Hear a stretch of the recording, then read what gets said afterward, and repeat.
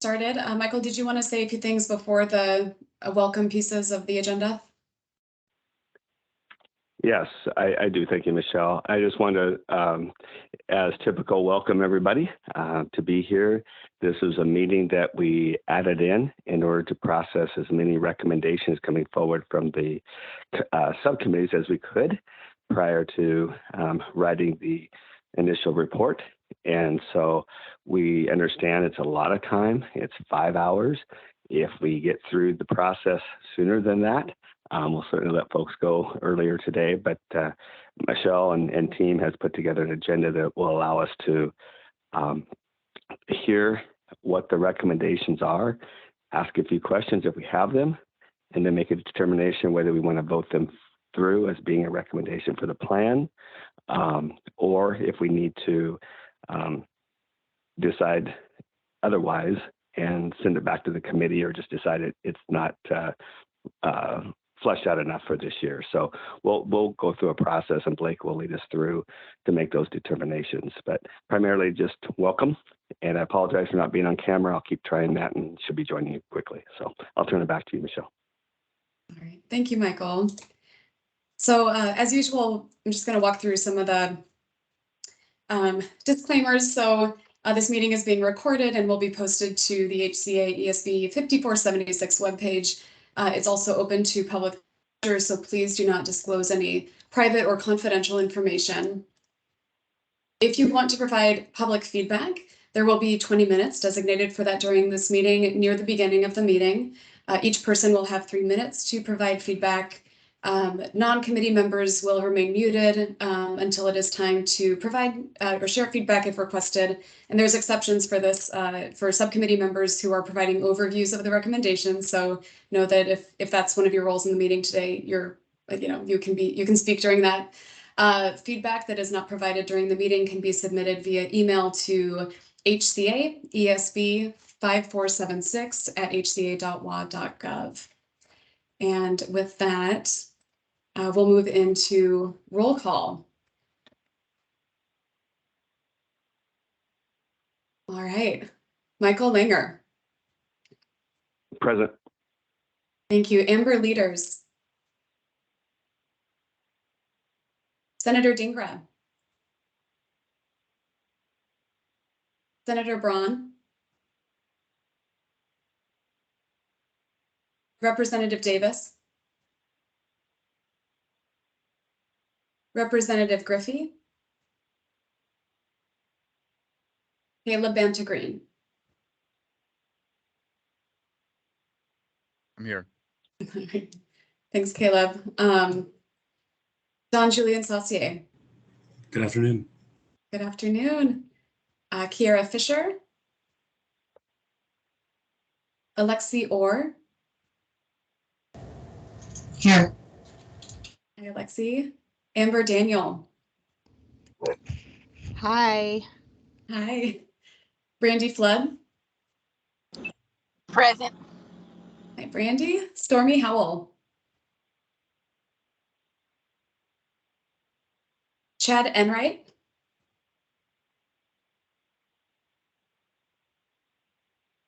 John Hayden. Sarah Melfi Klein. Present. Hi, Sarah.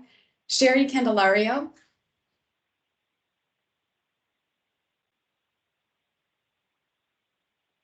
Holly Birchinall.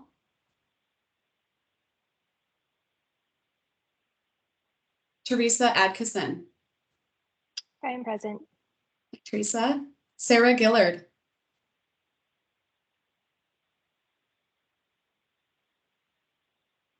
Donnell Tanksley. Malika Lamont. Present. Hi, Malika. Addie Atwell. I'm here, thank you. Hi, Addie. Kevin Ballard.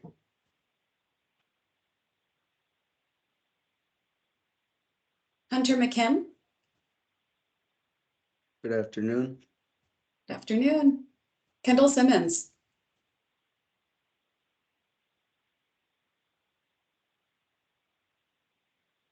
Representative Taylor.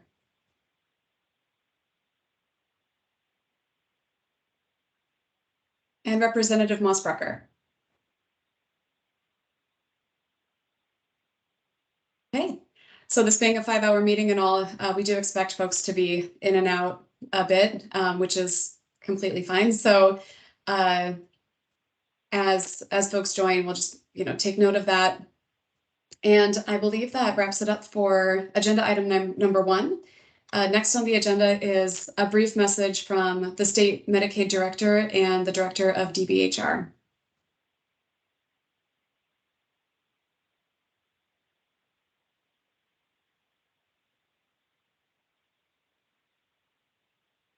All right, there we go. Good morning. Thanks, Michelle. I'm Theresa Fatinos. I'm the Medicaid and Behavioral Health Medical Director. I just wanted to take a couple minutes, one, to thank both the staff and all of the committee members for your work on this. You have worked passionately, diligently, and hard. 5 hours is a long time. I've had the opportunity to listen to a few meetings and hear the passion and urgency that you all are expressing, and for that I want to thank you. You've done a ton of work. The work, as you are voting through the recommendations, will be presented to the legislature, who will then decide what are the recommendations they want to implement. I know that having worked in the field before, that there is nothing quite like seeing someone who is challenged every day by trying to figure out how to get shelter, food, and if they are using drugs regularly, trying to figure out how they obtain their next dose. And you can't know that pain or see that unless you've been in a setting where you can meet with those folks and talk with them. And so I know that there have been some discussions back and forth across the group. And I think that everyone, at least that I've talked to in this process, is leading with good intent. We may not all understand each other's perspectives in the way that would be most helpful. And this has been really hard. I want to say thank you. I appreciate your participation in this. I know that the legislators, even though they're not on right now, will appreciate the recommendations, and then they will have the hard task of figuring out how they are going to decide how to use them in determining what they want to do with the Blake decision and other things going forward. So for all of you that are direct care providers, service providers, thank you. You make people's lives better. For all the folks on the HCA side, thank you for continuing to move this process forward, and for folks that are engaged, interested, and supporting the lives of folks on either side, or people who are struggling, who have substance use disorders. I thank you too, and I would welcome from Deontay or Malika or other folks a better way to describe folks rather than struggling. Someone told me don't use struggling. I do think people who have substance use disorders do struggle at times. And so if there's a better, more thoughtful way to refer to folks, I'd be happy to hear that in the chat. I don't want to take anyone's time up. And Carrie, I want to turn it to you. But again, with gratitude and thanks and appreciation for all of your work for both HCA and all the committee members. Your passion is fueled this work, and we'll hopefully continue to leave it forward to where we can get to a place where there's no wrong door. Folks get the services they want when they need them. We don't criminalize drug use, and we all continue to try and figure out how to be a kinder and gentler world for everybody. So Carrie, I'll turn it to you. Thank you, Theresa. For folks that I have not had a chance to work with before, or that I haven't had a chance to work with recently, I see some faces, and not very many on today, which is okay. But wanting to just say, wonderful to see folks, and I wanted to pop on as well. And and just echo what Theresa said. My name is Carrie Waterland, and I am the director of our Division of Behavioral Health and Recovery here at the Healthcare Authority. And so thank you all. This is a massively, as Theresa said, this is an important day today to talk through the recommendations, to talk through a lot of the work that I know that the subcommittees and sub-work groups have been doing and putting together. And just really wanted to extend my gratitude to each and every one of you for putting your time, your energy, and your voice into this process. I think the HCA team, which is inclusive of a bunch of different voices and experiences as well. And just thank you for bringing those experiences to the table. Thank you for everyone coming in who is, I think, taking a leap of faith and being brave and coming to a government sanctioned group to share lived experience, to share lived expertise, actually, right? And so for those of you who are coming to talk through the recommendations from your subcommittees, do the great job, do your talking, do your walking through. And I know it's a long day, an important day, and I don't know how else to say it, except for to take more time and say just thank you all for joining together, for having really, really important and difficult conversations, and for pushing recommendations that I think are going to lead to some really necessary conversations from our elected officials through legislative session. So thank you for giving them the opportunity to have a lot of recommendations to make some really tough and necessary choices for everybody who lives in Washington State. And with that, just thank you. And thank you, Malika. I appreciate the people with lived and living experience. And I agree. Yes, experience. And again, I heard today, and one of my team members today, Theresa, struggling. Our team has told me not to use that, but I did tie it in today. I've also heard lived expertise, and I kind of really like that. In that, you know, there is definitely an interaction, and if I have not encountered something, I know that I do not have the experience and expertise on that. So just wanted to kind of throw out, I think, another one. And if folks are thinking, don't use that, Carrie, we don't like it, put that in the chat, and I would love for you to tell me that too, right? So tell me, land that one somewhere else, Carrie. Anyway, I do want to give it back to Michelle, back to you, back to Blake. Who do we give this back to, aside after I say one final thank you, everybody? Just thank you. That'll go back to Blake. All right. All right. Thank you very much. Appreciate it. Hi, folks. Blake Ellison with the Healthcare Authority. We are now at agenda item number 3, public comment. So we will take comment from the public for the next 20 minutes. So please go ahead and raise your hand. We'll call on you and get the public comment started.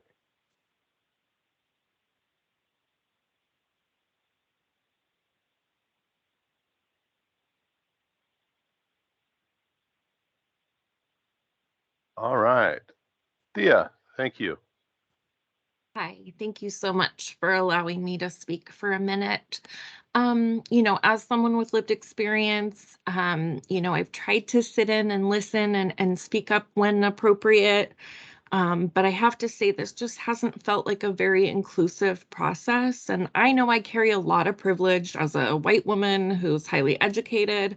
And so I'm wondering, like, for some of our community members with less privilege, like, how is that landing for them? Because if it's landing for me as like not a super safe space, not really welcoming, not supportive, I just don't know. I feel like we've missed an opportunity to include community members in this process.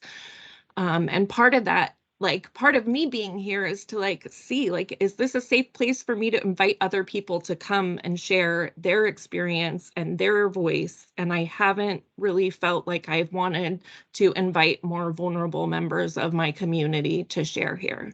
And so I just wanted to put that out there. And I really appreciate all the work that you guys have done on this. But as a person, you know, with lived experience of drug use and homelessness and other, you know, things, I just wish that there had been more, you know, care given to having public with lived experience and living experience participating. Thank you.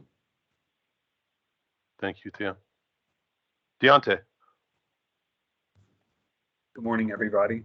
Good morning. So over the past 5 years, I've worked in community spaces.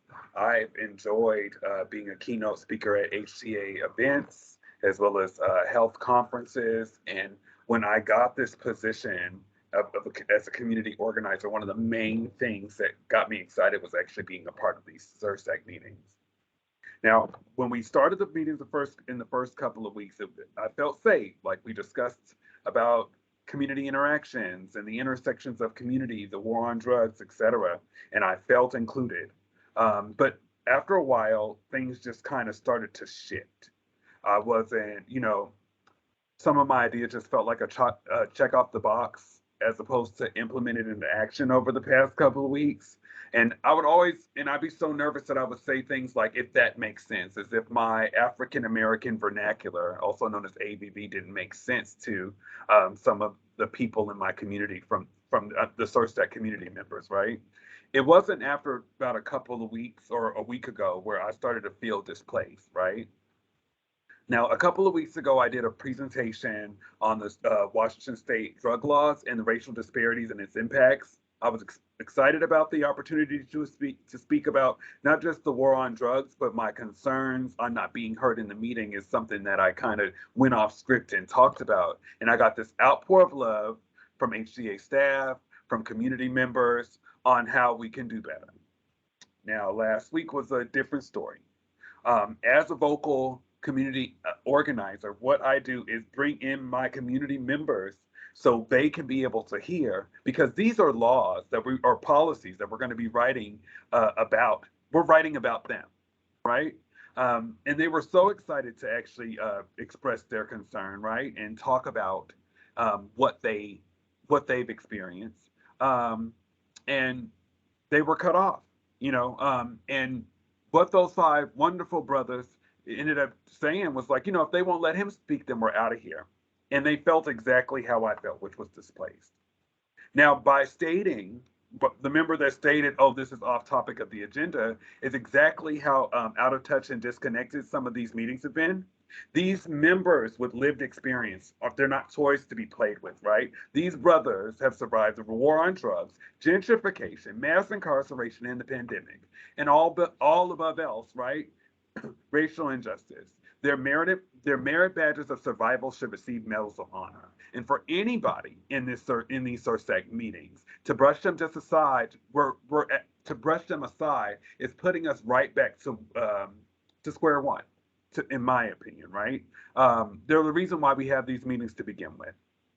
We talk so much about diversity in these meetings, and I see none. Health equity is just a buzzword to get us to the table, but when we get there, it's just a mirage. And it's pretty obvious by the actions of last week that inclusion is just that of a fable written by Aesop, right? So in closing, I wrote this a week ago, right, with tears in my eyes, not just for myself, but my community members that are out there still surviving, still houseless with no access to care, battling stigma, and or no longer here. And I've noticed that this is extremely happened to more so of vocal members. So the question that I have to ask, are we the problem? My thing is, if we practice a little more cultural humility and patience, we will find that that the people with lived experience are actually the solution. And I thank you all for letting me share. I hope we have a great meeting. Thank you, Deontay. Dr. Fatinos. Yeah, Deontay, I want to thank you for sharing that truth, which for the reasons you said it probably wasn't very easy. I wasn't part of the meeting last week, so I can't really comment on it. What I can say from an agency perspective is that we need to do better as far as our diversity, equity, and inclusion efforts go. We need to learn how to better engage properly and hear the needs of the folks whose programs we are trying to design to help. That doesn't mean we're going to get it right. We need to act with the same humility that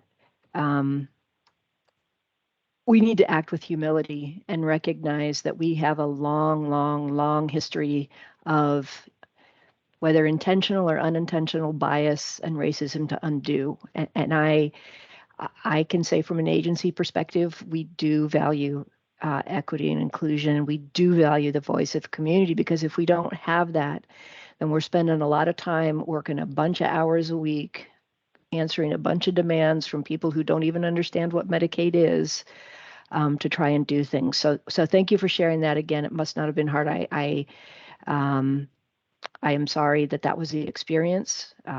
We have to have the voice of the people who are with lived and living experience. Otherwise, we're going to make things up that don't do anybody good and just waste money. And we know there's enough of that in healthcare, and we don't need to do that. So I just wanted to thank you for being honest and speaking your truth. Thank you. Thank you. All right, looks like Shelly Wilder. Hi, Shelly Wilder. I've been following 5476 since the beginning and attending all the SURSAC meetings and the subcommittees. And I want to speak truth and recognize Deontay's voice, because that's also what I've recognized.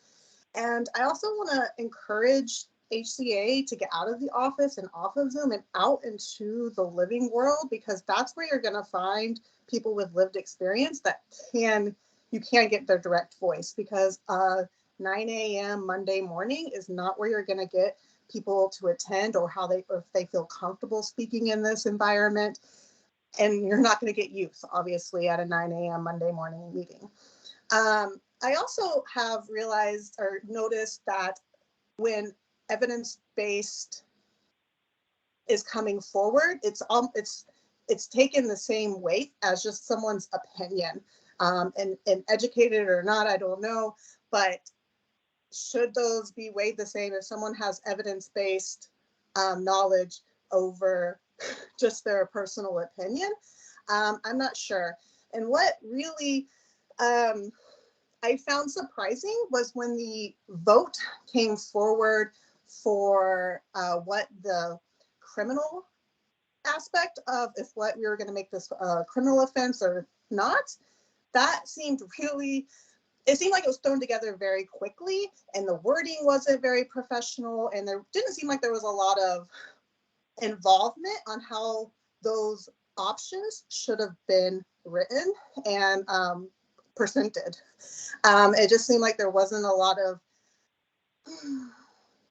I just feel like there should have been more outreach, and maybe the committee should have came up with what those options would have been on what we want to put forth as to vote on. And so, yeah, I just want to make sure we recognize whose voices are moving the needle and whose voices are being ignored, and whose voices are missing. And again, I just really want to encourage you guys to get off of Zoom and go out into the community and find those people whose lived experiences you're asking for, because asking them to come to a Zoom meeting where there is a lot of high-powered people and agencies, but maybe other people don't feel comfortable speaking in that. And that's all. So thank you.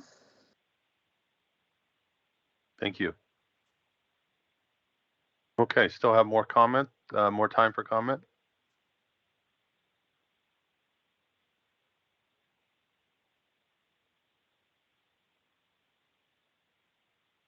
All right, Adam. So hi, my name's Adam Paliu. I'm here speaking right now in public comment in like my capacity as just like a community member and as like a member of Vocal Law and someone with like lived experience of drug use.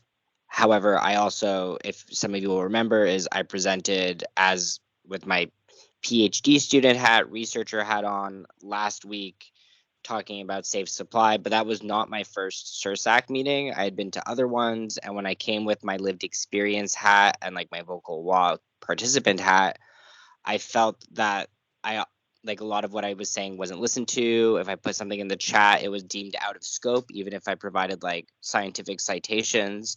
And it was only once it was viewed that I was like educated and put on like a nice shirt and things like that, I felt that the committee really listened to me more. And so I felt like in terms of like once my privileges were known and there was a bit more respect and deference that was given to what I was saying versus when I was saying very similar things with my community hat on earlier in the process, I felt that they were deemed out of scope and a bit dismissive. And I didn't feel like it was like the safest place to talk about my lived experience. And I don't feel super comfortable talking about it now, to be like completely honest.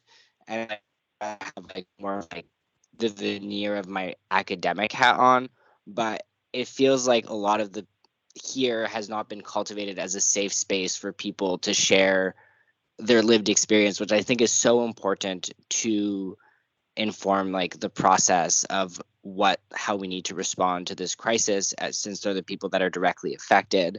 And I don't want to say that to like knock anything that HCA or the group here has done. You all have done like a lot of great work, and I'm looking forward to like hearing about these recommendations and all of that. But I do want to echo kind of this dimension of like privilege and class of who has gotten to speak at this table and who's been listened to at this table, and how, just to echo what some of the other people have said, I cannot put it more beautifully than Deontay has. And thank you everyone for listening. Thank you. We still have a couple more minutes left for comment.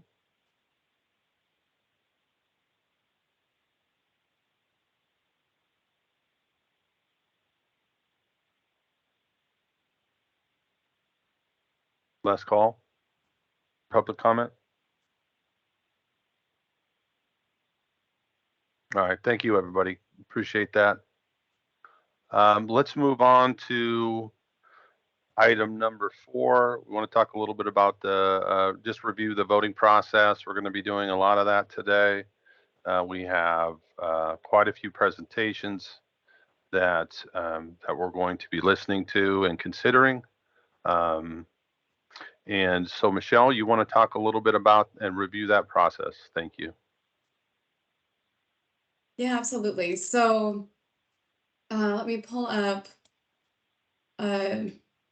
hopefully a very helpful tool that was put together to make this process very transparent and simple. So this is just an example page using the 4th recommendation as an example. So we're going to have a lot of people coming in and out of the meeting. And so we thought it may not make sense to do a tally of the members present at the beginning of the meeting, since that may change. And what we want is to have still a supermajority of members present needed to pass a recommendation.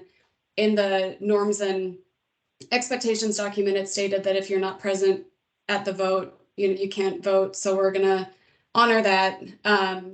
But for those that are present during the different votes for the recommendations, what will happen is we'll do a count of the yes vote, which means, yes, I want to include this recommendation in the SURS plan to be submitted December 1st, 2022. No vote would mean, no, I don't want to include this recommendation in the SURS plan at all. Defer will also be an option, which means, I'm interested in this, but I want to talk about it and vote on it later after there's time for more discussion and possible changes. So that recommendation could be included in a second iteration of the plan potentially, but because we're on this very, very tight timeline right now, any recommendations that would be deferred would not have an opportunity to be included in the first iteration of the plan submitted on December 1st of this year. And then if none of those, if you prefer to abstain, then we'll do an abstain count as well. And hopefully that'll bring us to all of the present members. So for example, if we had a vote of 6 people voting yes, 3 voting no, 2 deferring, 0 abstaining, we have 11 total, and we can see that we didn't reach the supermajority threshold, and that recommendation would not move forward and become part of the plan. So as the total number of votes changes, the percentages, will change depending on who's present and who's voting and how. So I'll stop there. There's separate tabs for each of the recommendations, so we'll move along that way. But if anyone has a question about this process, go ahead and raise your hand so we can all make sure we're on the same page around this and how this is working.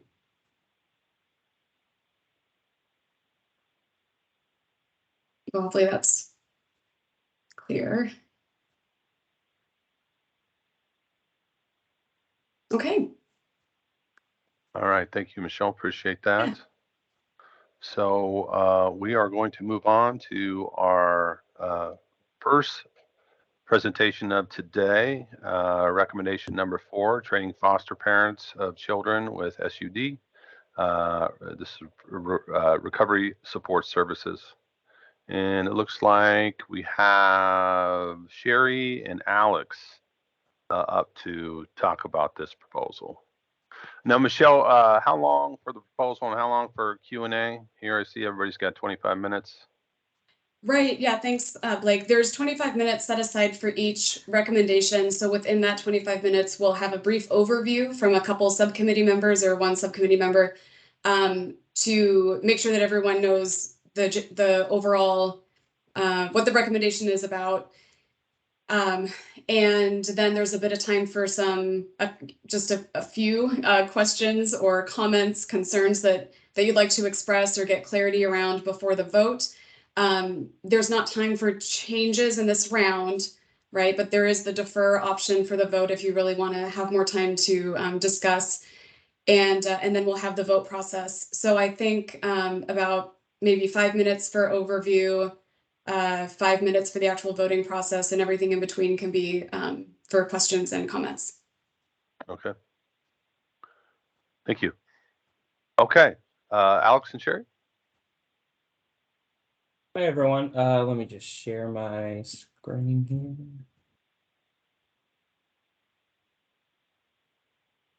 Okay, is that viewable okay? Yeah, it looks good. Thank you. Okay. So our first of many recommendations going over today, this one is funding for training of foster parents with children with substance use disorder.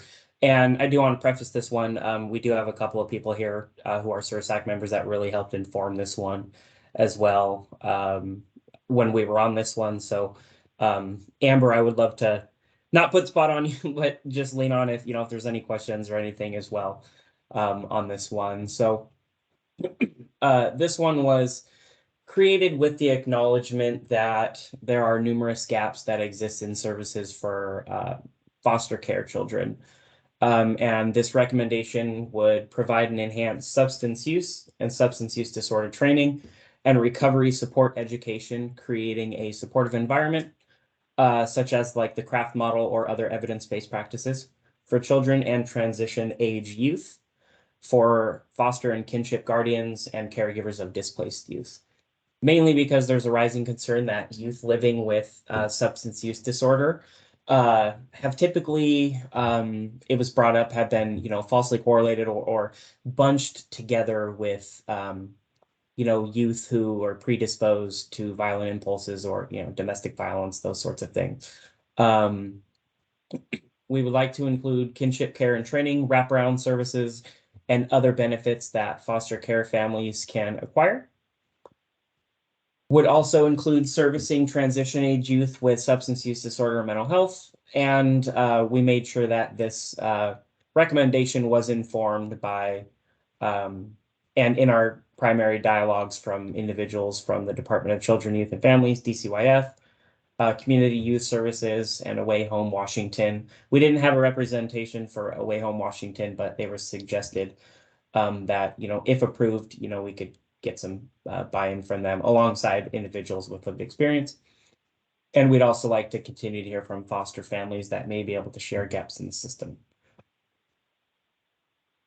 The plan of action supported policy to obtain and provide naloxone for care workers, foster and kinship families, and youth who use drugs to be supplied naloxone. This would also include the training that's revolved around administering it and identifying overdoses. There was one separate recommendation that went into this for the Juvenile Rehabilitation Administration, JRA, to also have naloxone on site, and for DCYF caseworkers and home visitors as well, because as it currently stands, or at least at the time of the writing of this recommendation, social service specialists on all levels from DCYF are actually prohibited from having naloxone, and they do not carry it on their person when they're going into homes with their clientele. Provide and enhance SUD training and recovery support education, creating a supportive environment for children and transition age youth, for foster and kinship guardians, caregivers of displaced youth. And this would also include addressing stigma by public education campaigns, then actual messaging about naloxone itself, and just kind of ending there. And for questions regarding our financial impact, Brianna actually helped come up with these numbers, so I'd like to just give the mic over to her just briefly, just to kind of explain this part, if you can, Brianna. Yes, I'm here. Sorry, I'm just panicking a little bit because this is there's parts of this recommendation that are missing that we've adjusted. So I really truly apologize. This one's a little bit outdated. The one that the updated version includes kinship caregivers as well, along with caseworkers. But yes, I will speak to the funding portion.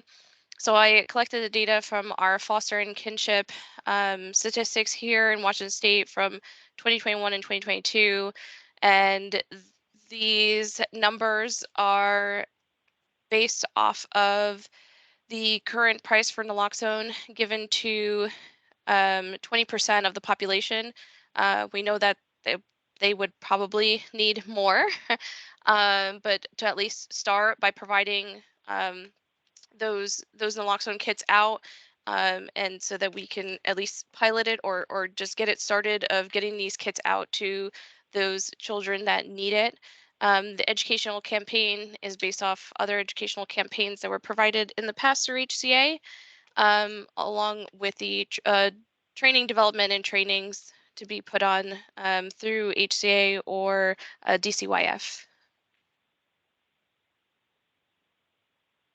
So I know Deontay had talked about including kinship, and so I do have a version that it is included on here, that I will push forward to as the final. Thank you very much, Brianna. Oh, sorry, Blake. Oh yeah, I just said we are just at starting time. We're a little bit ahead of the agenda. Do we want to look at that real quick? I can display my screen if that's. Oh yeah. Okay. Yeah. Is that all right? Sorry, I'm so sorry. We're just starting brand new. So, okay. Okay, there you go. Thank you. Yeah.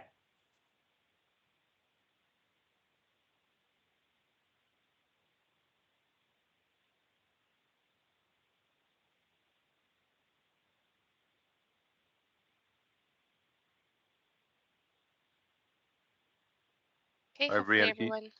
Go ahead. Is that good, or do you a little bit more? Yeah, we can see it. We can see it. Okay. So some of the changes that were made is that actually JRA does provide naloxone. It's just that DCYF has no formal policy surrounding carrying and administering naloxone. They do have a work group in place that are trying to address this, but again, echoing that this is a needed service just helps provide them the support to move that forward. And yes, and I think everything else is the same. Oh, yes, incorporating behavioral health training, including suicide prevention as well.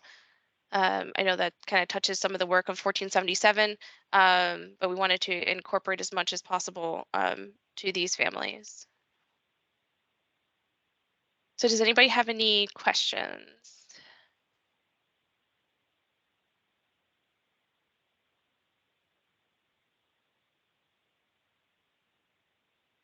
All right, Sarah, go ahead.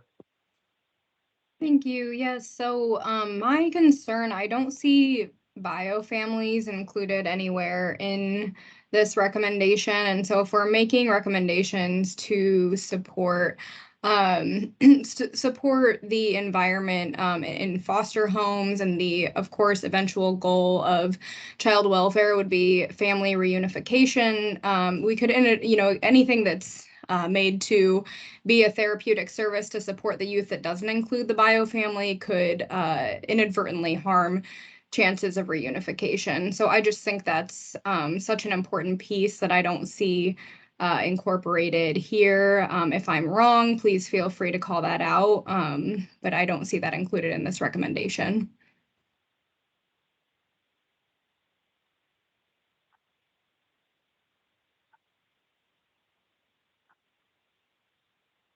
I know, Amber, that you might have a better response to this, but it was just to be very focused on the kinship family. There's a lot of stigma. There's a lot of lack of resources around some of these things for these families. And I know Amber can get more in detail about it, so I'll let her go.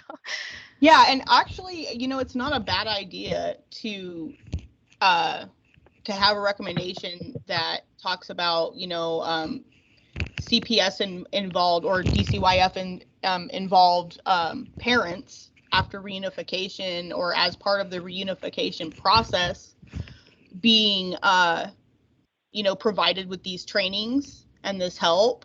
That's a great idea. And I think that it could either 6 one way, half a dozen the other be part of this recommendation or its own recommendation. The main part that I was trying to get at with this was that kids that have substance use disorder or living, kids that are using drugs are getting put into foster homes that are like more high needs, along with, kids that are violent or stuff like that. But the parents or foster parents or kinship guardians aren't getting the training that they need to help support these kids. So they're going to these more difficult living situations when they need extra support and not getting it. And like Deontay said, there's a lot of kinship providers who are bio family to these kids for the most part, or maybe not, immediate family, but are family to these kids. And they need that support, the same support that foster parents get. Does that kind of address what you were concerned about? Yes, and I guess I'm a little bit less familiar with the kinship program, but the primary I would worry about if we put it in a separate recommendation, just the parity of the training that, bio families who are trying to be reunified with their kids and foster families are getting if they're, put into different recommendations. I think it's fantastic, and I wish that these supports were already, baked into every foster home. But I just want to make sure that we're thinking about the end goal being reunification in making any recommendations that involve the child welfare system. Absolutely. Thank you. All right. Malika, you were next. I think just to make it really clear what we are and easy, if we want to change this recommendation, is the parity. That's what I hear you asking for. I think it was Sarah. Is that there be parity for bio family, that what occurs for foster families also occurs for the biological family that a child or the family of origin that a child is leaving when they come into either kinship care or foster care. That could be a really concise way to edit this. And I agree with that recommendation. Thank you. Michael. Yeah, picking up on Malika said. Thank you, Malika. I'm thinking, you know, to get through today, if this committee wants to move this one forward, the funding part could be scalable, right? So depending on who you want to bring into scope, we can work out the figures later in terms of the cost associated with that. That was going to be my only point. Okay. Michael, Malika, did you have your hands still up? It's all good if you have another comment. Oh, okay. All right, any more questions, comments, concerns? I just want to be clear that we're looking at possibly adding DCYF involved parents that are scheduled for reunification to this. Is that what we're asking for? That these trainings would also be, and resources would also be available to parents that are scheduled for reunification that are DCYF involved. I don't know if Michael? there's any, oh, sorry, is it okay if I comment on that? Yeah, absolutely. Please. I don't know if there's anyone that speaks the language of the child welfare system better than I, Amber, but I'm not sure when you're saying scheduled for reunification. I would think the goal with any separation would hopefully be reunification, meaning any family who's had a child removed by CPS, I'd hope to be included in this recommendation. But I may be speaking out of turn without having a great knowledge of the child welfare system. So feel free to chime in if anyone has a better understanding. But my recommendation would be any family impacted by child removal. And do we catch Malika's statement on the possible revision here? Yeah, I'm writing down, I'm making sure to capture all points Awesome. of feedback here on All my right, own. thank you. Thank you, Alex. Appreciate that. That was a pretty simple way to put it. Okay. Okay, we have our comments. Any more comments? Randy.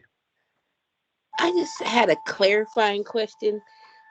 Earlier in the presentation, I don't know if I heard it right, that those foster parents will not be able to have naloxone. Did I hear that, or did I hear it wrong?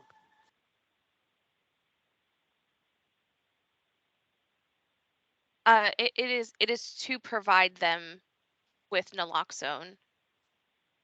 That's part of the recommendation. Okay, because I said, I hope I didn't hear that right. Like, okay, good, great. That's all I wanted to make sure, confirm. Yeah, no problem. All right, thanks, Brandy. Okay, shall we, any more comments?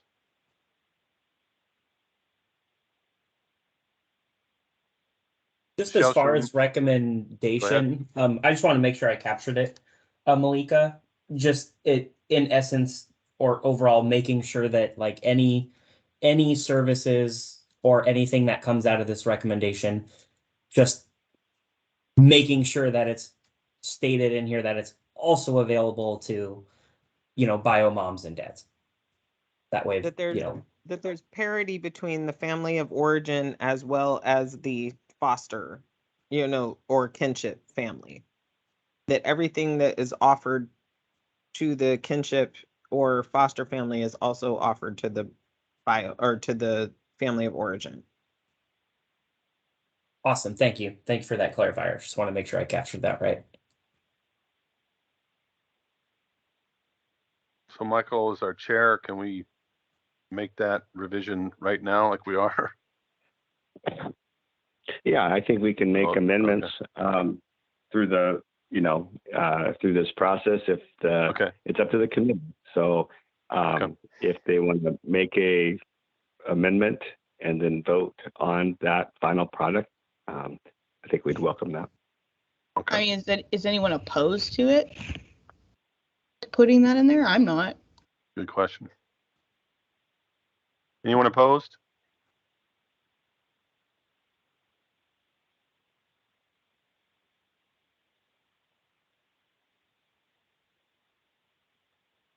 I don't see any hands. Okay. We'll move on with this to vote. All right, Michelle, you ready to go?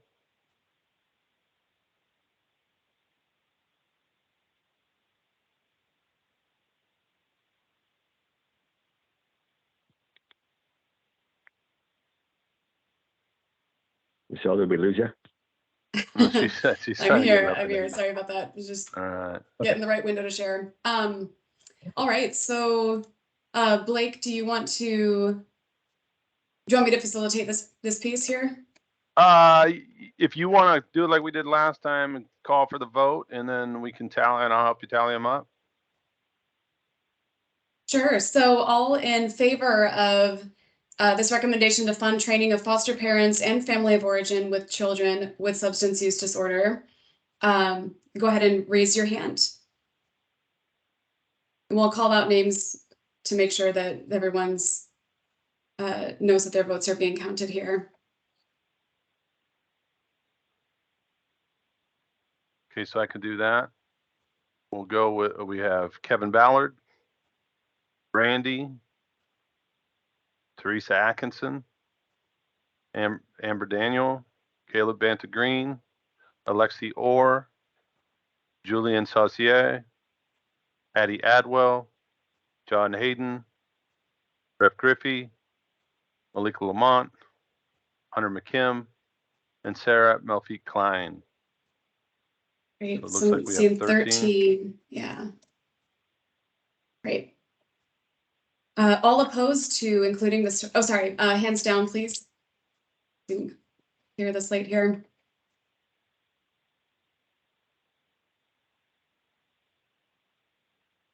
All right. All opposed to including this in the plan. Go ahead and raise your hand.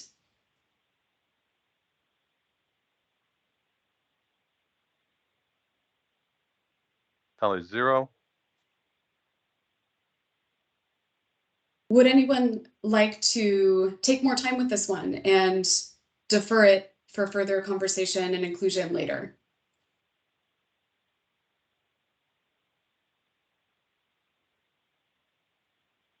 Tally 0.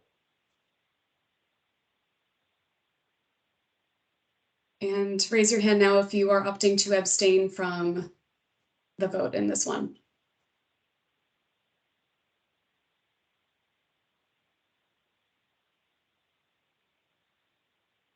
Again, 0. Okay. Go ahead, Michael. No, Michelle, I was just going to say, as the chair, I'll be abstaining throughout. So I think you know that already. Okay. Yeah. Oh, there was 1. Okay, thank you. Okay, all right, let's go ahead and move on to the next. If we could see the agenda here real quick one more time. Yeah, so the next one is recommendation 5, revising the paraphernalia law. And we'll have an overview from Amber Daniel and Tim Candela.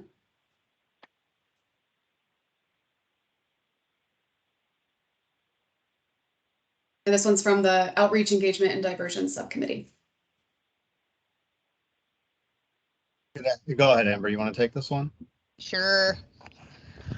All right, the recommendation is to amend RCW 69.50.4121 to remove language that prohibits giving or permitting to give drug paraphernalia in any form, so that programs who serve people who use drugs do not risk Class 1 civil infraction charges for providing life-saving supplies needed for comprehensive drug checking, safer smoking equipment, and other harm reduction supplies to engage and support people who use drugs. The state shall expressly preempt the field in Washington state regarding any penalties imposed for selling or giving paraphernalia per RCW 69.50.4121. This amendment will support low barrier person-centered outreach and treatment services that improve safety for people who use drugs, which it calls for in section 1.1. And it considers the points of intersection that persons with substance use disorder have with behavioral health systems and the places where persons with untreated substance use disorder congregate. This would be a legislative policy change. In the synopsis, basically, as of right now, I know especially with youth, it's not really a thing that we can give out the cheaper form of naloxone, which is the intramuscular, because we have to give out the needles, and then also the fentanyl testing strips, and safer smoking equipment without risk of incurring a Class 1 civil infraction. So, is there any questions?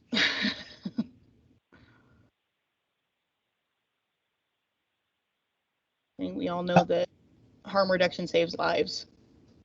And I'll just, Amber, could you please clarify between what the recommendation is for adults over 18 versus under the age of 18, please? Right. So, go ahead. I just wanted to interject really quick. So the under 18 is a different RCW, which is being addressed in the stigma reducing recommendation, which we'll be touching on. This is just for the over 18, the selling and giving component of paraphernalia law, not necessarily the law related to individuals under the age of 18 allowing to possess a hypodermic syringe, which will be addressed in a separate recommendation. This is specific to 6950-4121. And I was just going to add, the way the law is currently written, it is not clear to individuals if there is legal protection or not for distributing fentanyl test strips. And I'll add safer smoking equipment as well. So what we have throughout the state is a patchwork of implemented policy depending on the council of that represented agency. So while one attorney may think that this law is defensible, another may feel that there is a risk and they don't want to take that risk.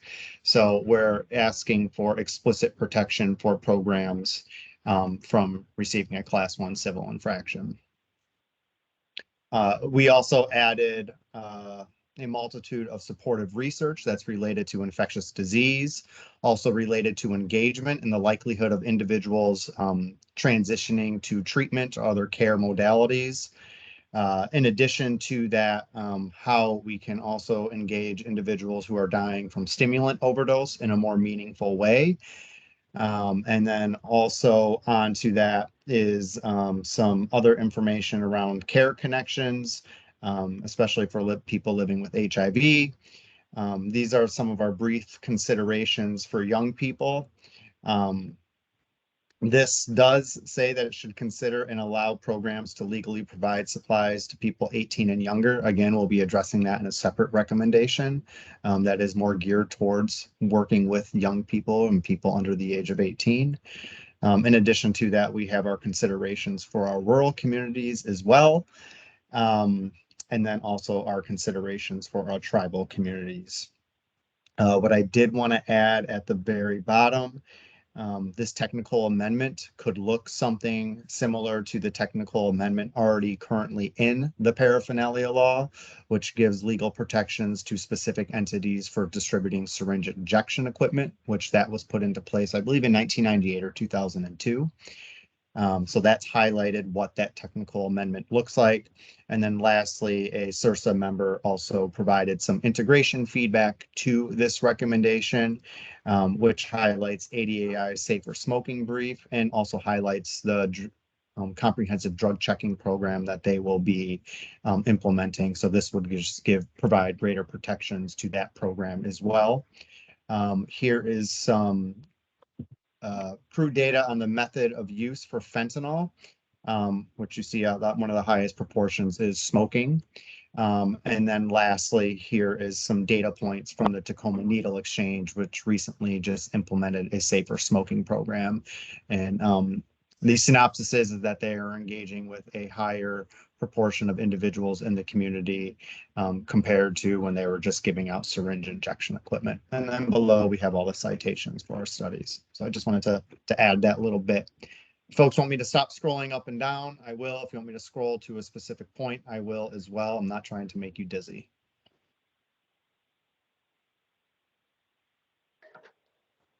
All right, questions, comments? Caleb. Hi, I probably should have caught this earlier, but here we are. So when it comes to comprehensive drug checking services, if I'm understanding this correctly, this is around paraphernalia, which is really around test strips that people take with them and would have on their person, right? So benzodiazepine or fentanyl or xylazine test strips. I think that's really what you're talking about here in terms of paraphernalia, in terms of drug checking. Is that a fair thing to say? I cannot objectively say, and I think if you talk to 5 different lawyers, you might get 5 different opinions. Hence why we're asking the legislature to expressly provide protections for all of the above. What I'm not clear on, though, is that comprehensive drug checking services, which would involve test strips, plus the use of chemical analysis machines, that those machines are arguably, I think they're pretty clearly, they're not, well, I don't know if the intent is to try to cover those machines as well, where there's sort of on-site point of care testing. If that is the intent, this would need to, I think, would need to be a little more explicit about that. It seems that this is narrower and more about test strips that people would take with them. If that is the case, so it's either this is about test strips and paraphernalia, or it's actually about comprehensive drug checking as well, and would include the chemical analysis machines also, which I don't think is the intent. And if that's not the intent, then we probably don't want to say comprehensive drug checking services. We might want to say something like, you know, test strips, drug checking test strips, or something like that. Yeah, I think, I personally think that's a good point. And also simultaneously, I cannot personally make that clarification as the law is already written vague. And so I cannot say objectively if it does include drug checking equipment or it does not. So that's why we decided to make it include drug checking equipment and comprehensive from FTS all the way to FTIR or mass spectrometry. Well, I don't see anything in the recommendation. So right now what it says is comprehensive drug checking, which I don't think we've formally defined. We give an example of the product that HCA has contracted with my group to do, but hasn't exactly defined it. And again, I'm really sorry to be doing this here. I should have done this over the weekend or last weekend, but here we are. I think we want to leave it open for if there comes another way to check, that somehow if there's some other way besides strips that happen, there should be protections around that too. I don't want to what's the word I'm looking for? Box it in. I think there's connotations in language. There's things attached to the word comprehensive, right? So a test strip for a single substance is not comprehensive, right? So when I look at comprehensive, it's part of a comprehensive drug checking program or a piece of chemical analysis that can look for multiple substances. So I think I'm probably just getting stuck on the word comprehensive.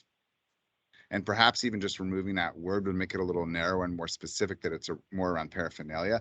I just, it's not the biggest deal in the world. It's just not quite clear or consistent to me.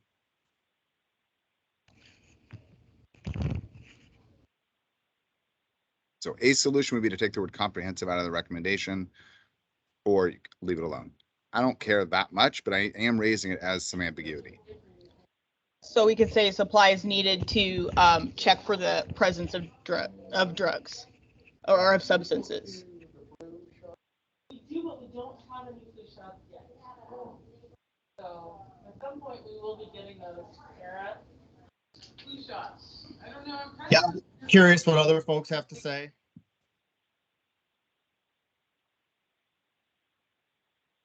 All right, John. Yeah, I'd still like to make a pitch to completely abolish any paraphernalia laws. They're not necessary. That statute is Byzantine and confusing. If we're going to recommend, legalization of substances with no penalties, or decriminalization, I should say, with no penalties, then what's the point of having a paraphernalia law with a penalty? At the very least, it should be maybe a law with no penalty. But we really don't need paraphernalia laws at this point. I see that statute as doing far more harm or potential harm than good. Other comments? Just to follow up on John's statement really quickly. So one of the activities within 5476 was amending the paraphernalia law, but the possession component of it. So that was removed. So individuals can legally possess items that were historically deemed paraphernalia. But to John's point, the selling and giving or permitting to give component of the paraphernalia law was not amended, and an individual may still incur a Class 1 civil infraction. So thank you for bringing that up, John. Okay, more comments, questions, concerns?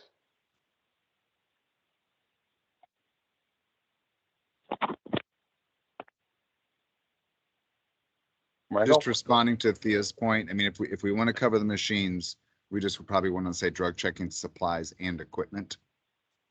That would just be a little more explicit and comprehensive.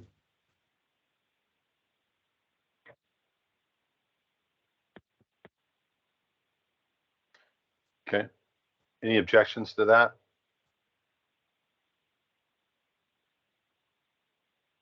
I see none. Okay.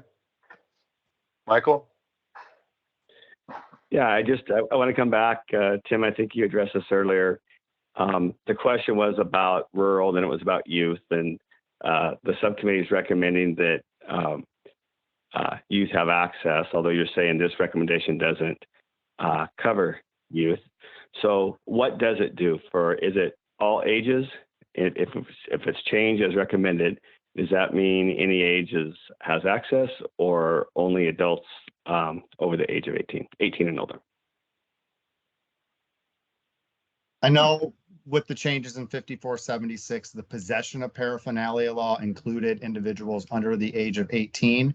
The current paraphernalia law for selling and or giving or permitting to give doesn't specify age, but there is another RCW that does specify age around possession of hypodermic syringes. And it allows people over the age of 18 to possess them in the event that, or if they're doing it to prevent bloodborne pathogen. So that other RCW, the attempt is to correct that in a recommendations that's more geared towards young people, and also naloxone, since to Amber's point, intramuscular naloxone is the more affordable form of naloxone, but because you must provide a hypodermic syringe to an individual, that would preclude individuals from the age under 18. So this current law, to answer your question in short, from my understanding, isn't a broad stroke for all ages. Okay. Thank you, Tim. Okay, anyone else?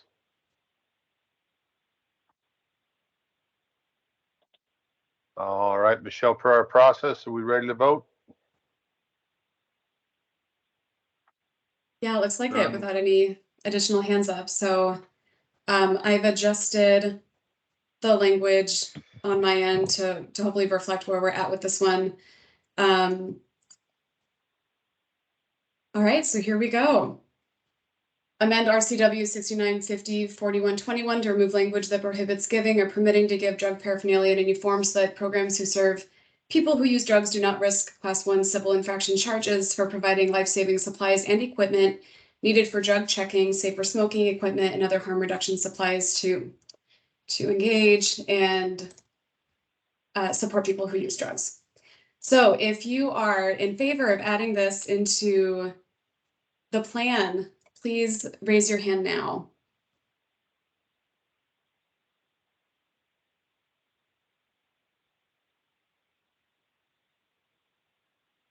And Blake, if you don't mind calling Yeah, the you bet. names of the folks. Yeah, thank you.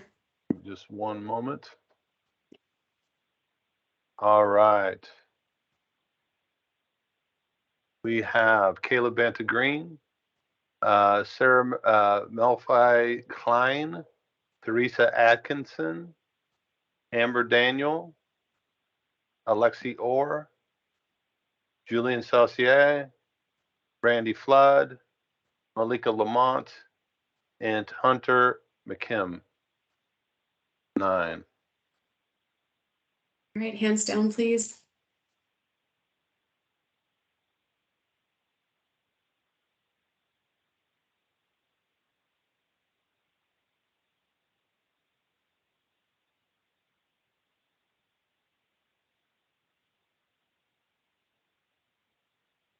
There we go. And yeah, and if you are opposed to including this in the plan, please raise your hand now.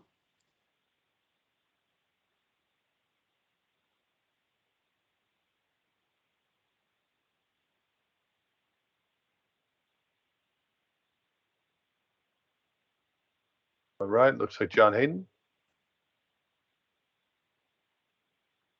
All right, hands down. Thank you. And if you would like to defer this recommendation for further discussion and potential inclusion in the next iteration of the plan, please raise your hand now.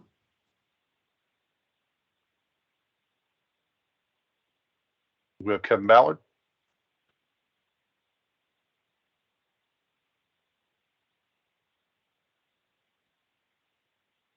All right, hands down. And if you want to indicate that you are abstaining from this vote, go ahead and raise your hand now. Michael Langer. Yep.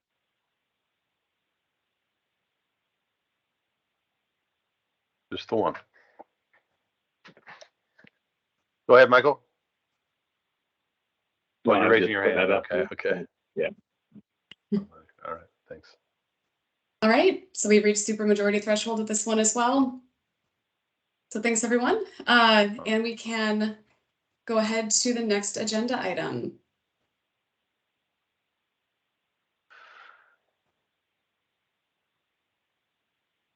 Good question from Caleb here in the chat.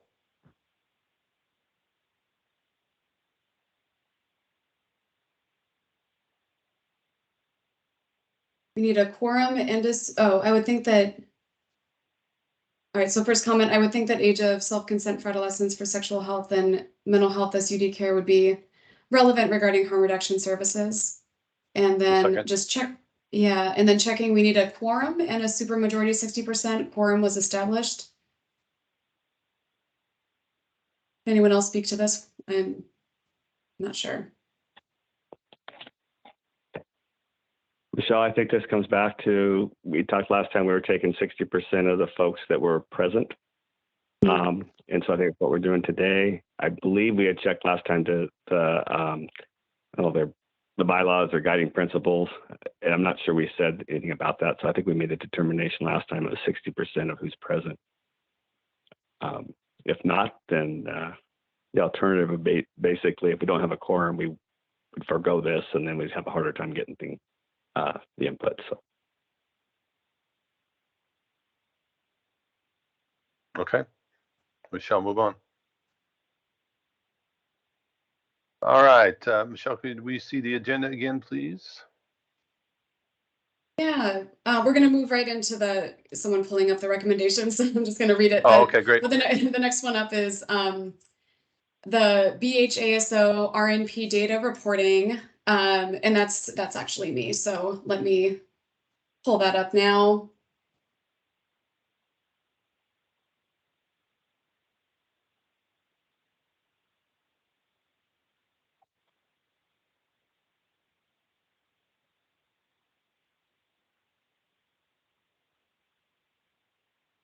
And if there are folks from the data subcommittee on the meeting today that want to jump in and help out as we go through this, please do.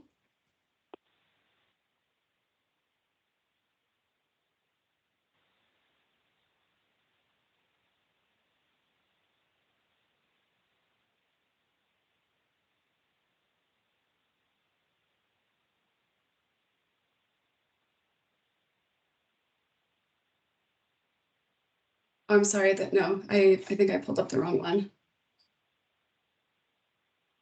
Yeah. Sorry about that.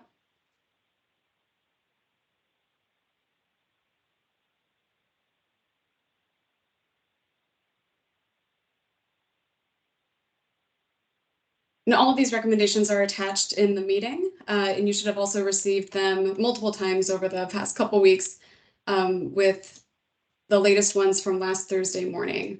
So if you want to pull up a version to look at yourself, you can do that as well.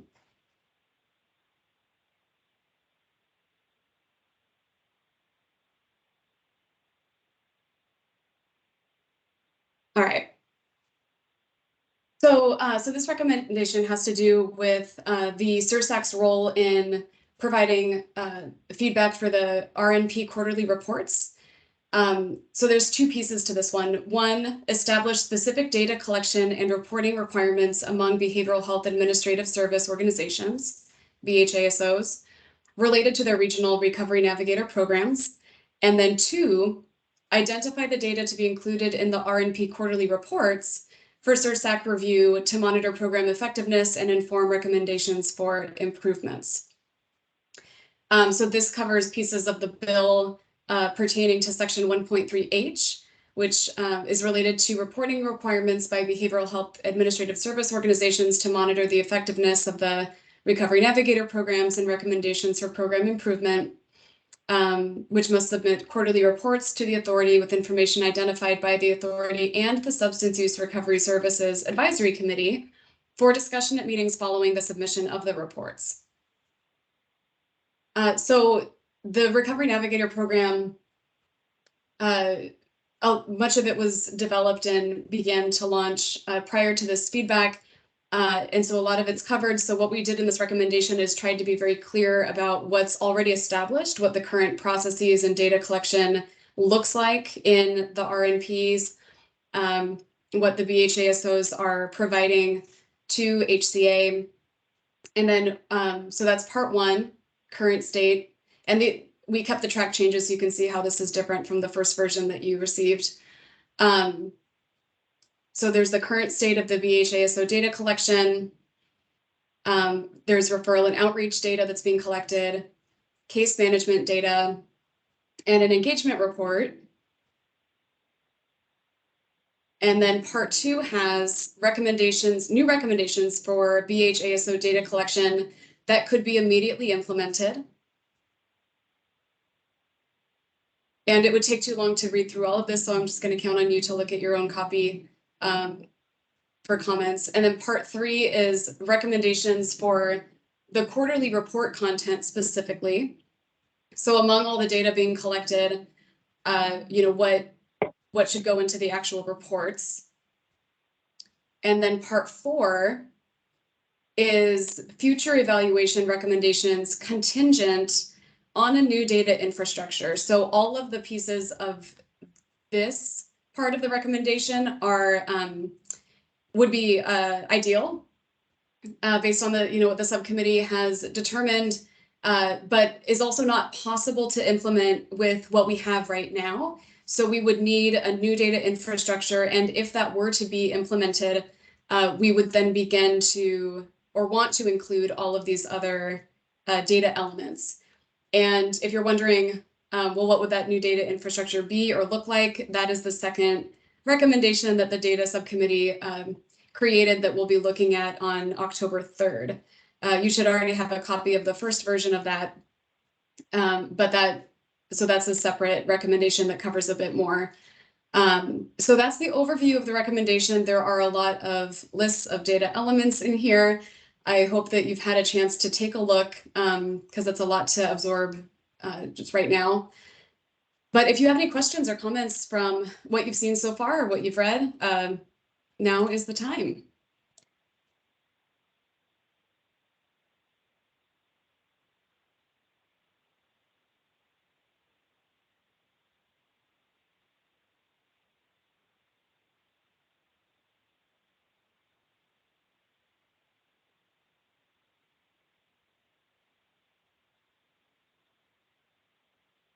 I know it's a lot of information to absorb.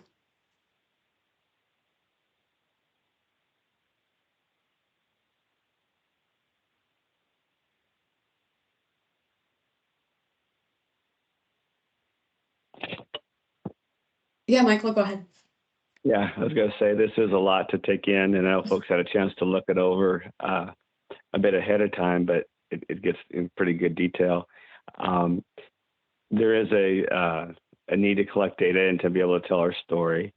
I believe what we brought forth to the committee is how that's happening now, and then the subcommittee's recommendation, a few additional items. And so I guess from maybe our staff's perspective, if there's anything that raises a concern about whether we have the capacity to do this, or if we would need additional funding to do, which I'm assuming if those things that go beyond our current funding level is included. So maybe just a little context for the larger committee, if there are any concerns other than just financial concerns to meet these new recommendations. I don't know if that helped, or maybe I just made it more confusing, Michelle, but I think Teresa's got a question. Mine is unrelated to what you were just saying, Michael, but when I read through this, and I wasn't part of the data committee, so I've only got what I was sent the other day by Michelle, thank you. It seemed like getting data from the Recovery Navigator program was one of the main ways that we were going to collect data. And I just wondered if that was too narrow a scope. Like there are a lot of programs doing outreach work, like peer support driven programs, not just Recovery Navigator programs. And at the risk of adding more work to all of them, is it worthwhile to consider this at a broader scope than just Recovery Navigator programs as far as getting that hands-on data? So I just thought I'd throw that in this space. Yeah, and I'm glad you brought that up, Teresa, because that is the other recommendation that the data subcommittee worked on was addressing section 1.3M of the bill, which goes beyond data from the Recovery Navigator program and touches on data from law enforcement, data from other services received, data from all these other kinds of things. And so I think that one will be of interest to you to take a look at. Again, we're not looking at that one today, but it will be coming up next Monday as part of the new proposed data infrastructure that could help us see, certainly taking a look at R&P data, but also seeing the wider system around it as well.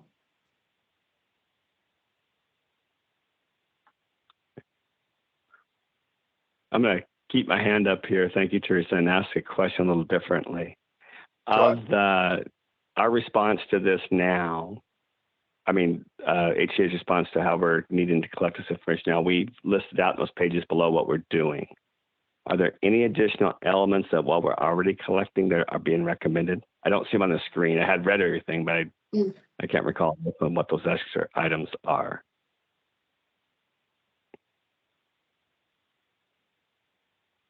Hey, Michael, I want to note that we have a comment from Deontay and Brandy too that hopefully they can clarify for us.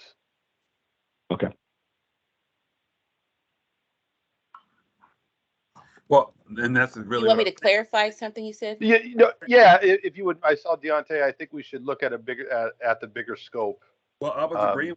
Me and Brandy are obviously twins because I was thinking about that. Like we should use the lead data as well as other programs, and like the Gelada that I've heard about. I just think that we should look at a bigger scope, especially when we're talking about the navigators out here in the state, right? Because that is forever changing. So, and that's not to take away anything from the Recovery Navigator program, but I just think that if we look in just that lens, we'll be back here after this to do another scope, right? And then another scope. But I think that we need a bigger scope to be able to implement to community members. I'm gonna tag I'm just backing up what he's saying and the other person before him. And Recovery Navigator is too new right now. There's not going to be enough good data to use. It's taken half of us a year to really get up and running and working with clients, that you should use some other data that we have. And Malika? I was just going to say that the recommendation on the third that interface gives us the possibility to have a richer data picture. I know we're not discussing that right now, but it would be using the potentially a tool that has been used in the lead expansion across the state called Gelada, where partners from all across a community can input into the data system so that you can get a richer data picture of what's happening with individuals that are engaged in programming. But I know that's not, but that's related to this, but it's not the exact thing we're talking about. Thank you. Brianna, did you have comments related? I do. Sorry. Just to help support the work that's happening. So this recommendation is specifically to talk about Recovery Navigator. That was one of the plan requirements, is to specifically just target what Recovery Navigator can collect. We do agree that we need broader sets of data, and I think that's where the other M, I believe, comes into play that Michelle was talking about.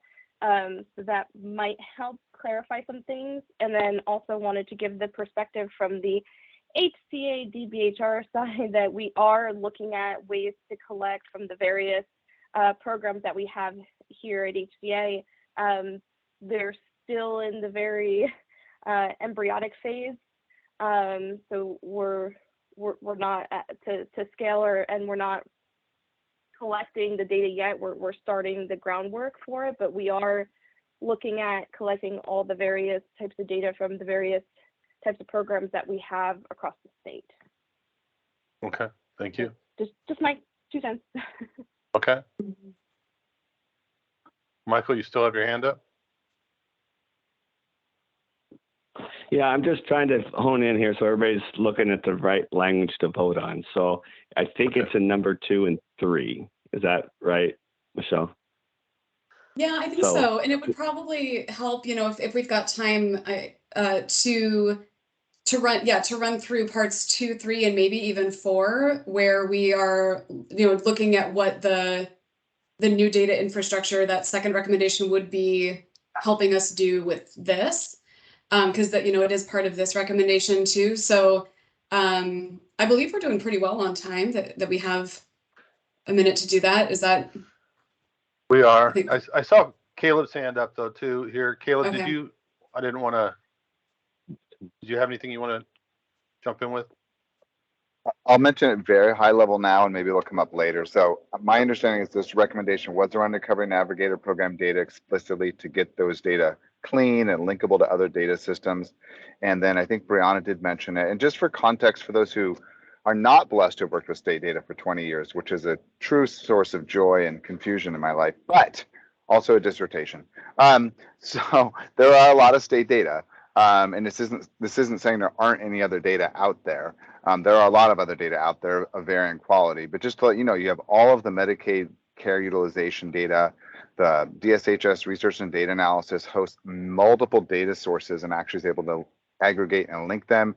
We've been fortunate to be able to use those for many very practical, real-time, quick evaluations of new projects that have been really exciting. So there are many other data sources out there that we can link to, whether it's employment data or prescription monitoring program data or arrest data or other very relevant data sources or hospitalization data. So there's a whole world out there of data. My understanding was this was to sort of allow these data to be collected in a structured way. We actually know what's happening in the Recovery Navigator program, in part so that you can then link to those other data, which would be, in theory, fairly comprehensive, semi-objective outcomes data. So I'm just giving that for a little bit of context. I don't know if that's helpful. I don't know if that we get to that later in the same document, but I just want to share that at a very high level around some of the data systems that are out there. All right, thank you. Michelle? Yeah, Michael? before I go over the document, Michael, did you have a comment, or is your hand just still up? It's still up. I just know there's 2 pages worth of data here. We can go with the assumption everybody's read it and ready to vote, or we can have a look at it, make sure we know what we're, there's a lot here. So I want to make sure folks are getting an eye on this. So thank you. Yeah. Go for it. Brianna, your hand's up as well still. Did you have another comment? No, sorry, you can lower it. Okay, all right. Okay, so for part 2, these are new recommendations for BHSO data collection. So on top of what they're already doing and collecting, recommend that we seek funds to implement the data integration platform that can serve both as a common database for diversion efforts across the state and as a data collection and management tool for practitioners. If possible, leverage existing platforms already in use by HCA-funded efforts and any closed-loop referral systems implemented in the future. Establish a quality assurance process for BHASOs to ensure that data in the data collection workbooks are clean, complete, and accurate before submitting to HCA, and a plan in place for data that is deemed out of bounds or unverified for submission. And finally, where applicable, add data validation to data fields in the data collection workbook. For example, only dates accepted under date of birth and date of referral, only 7-digit numbers accepted in provider 1ID, etc. So those are the immediate implementation pieces that are part of this recommendation. And then for the report specifically, we have things like the referral response time. So between referral and referral response, how many days or hours are lapsing in between those. A narrative description of the referral processes available for the RNP and any changes to those that have occurred in the quarter. Frequency of community referral source and referral source percentages statewide and for each BHASO. So that would look like number of referrals from different community sources like casinos, child welfare, family members, etc. We could implement a system to add and track referral sources based on submissions in other category if we've missed one into the tracking sheets. Demographic summaries of RNP outreach and referral data, also statewide and by BHASO. So getting total number, racial, ethnic composition, gender composition, sexual orientation composition, and housing status of populations that are referred to RNP through law enforcement, referred through law enforcement social contact, referred through community referral processes, referred but not enrolled, agreed to outreach but not case management, enrolled in light case management, enrolled in intensive case management.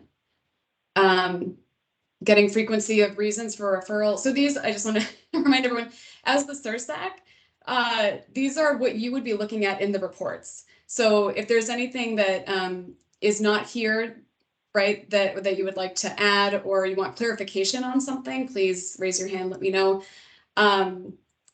Frequency of reasons for referral, statewide and for each BSO. So that's things like referred because of a concern for public safety, concern for self-harm, unlawful possession of controlled substances. That may change if the law changes. Malika, go ahead. These were sent out ahead of time. We've read these. Why are we reading through it like right now? Just curious. I think because it's a lot and we wanted to make sure folks knew what they were voting on. But I mean, you make a good point if we're not going to read through every recommendation. I don't know. Michael, what do you, should I keep going with this one or is this not helpful? If this isn't helpful, we can stop. Sorry, go ahead, Michael. There was a lot of information in this one, a lot of detail to it. And so I just asked that we draw our attention to the components of it that were the recommendation. And so for me, it's helpful. Malika, doesn't sound like it is for you. Maybe there's others that.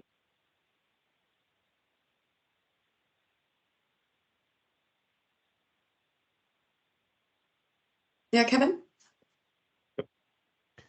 Yeah, Michelle asked a question related to, is there a data point that you'd like to see that you didn't? There's a data point that I'm interested in, may currently be present. I'd like some clarification. But I'd like to know if there's data being collected related to the time between individuals who enter a critical care scenario are then placed into a either an inpatient type scenario, because I'd like to know if there's gaps that way vis-a-vis data that can be, or data that can be readily interpreted. Thank you.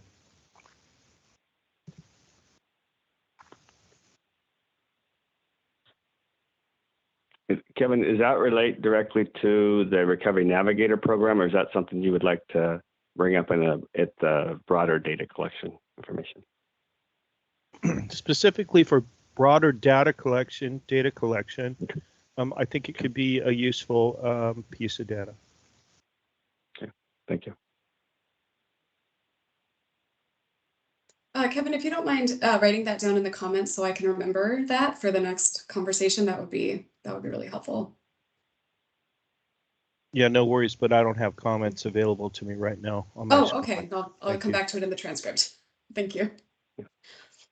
And Michelle, maybe to go through a little quicker, but it's still doing the same purpose of getting our attention on just the bolded areas, maybe, rather than all the comments. So this part, let's jump to part 4 so that folks are aware of what would happen with this larger data infrastructure and how that would influence data for Recovery Navigator. So we would be looking at things like system utilization, use of emergency medical services, emergency department, arrestees in jail, system response things like the capacity and variety of local services aligned with RNPs, commitment to harm reduction and holistic care, racial disparity analysis, that compares demographics of those arrested and booked into jail compared to those who are referred to RNP among diversion eligible individuals, quality of life measures, services and access gap analysis, participant satisfaction, number and percent of substance possession related law enforcement encounters that result in RNP referral, and demographics of non-diverted arrests for RNP eligible behaviors. And so I guess that takes care of it there. Funding to execute these pieces are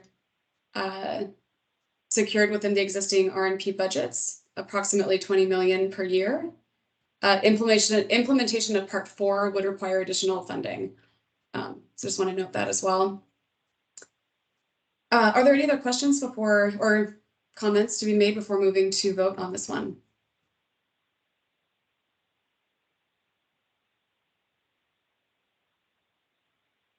Okay.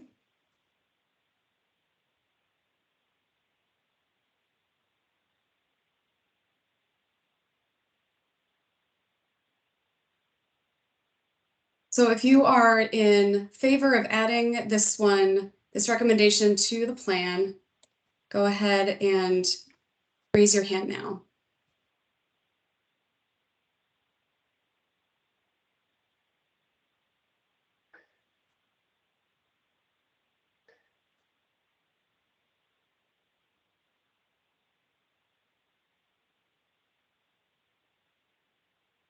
Just one more second.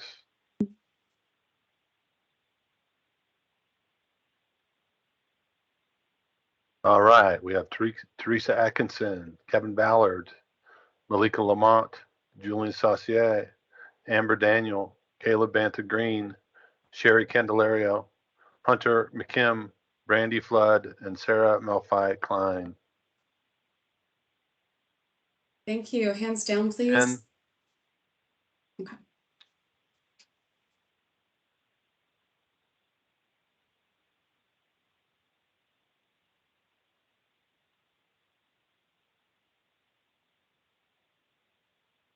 And anyone opposed to including this recommendation in the plan, please raise your hand now.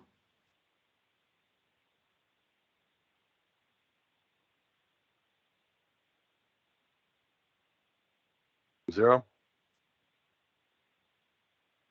If you would like to defer this and discuss it later, please raise your hand now.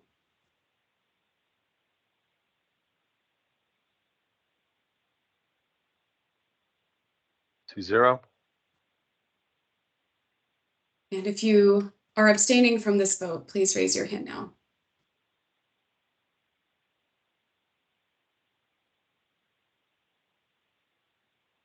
Michael Langer.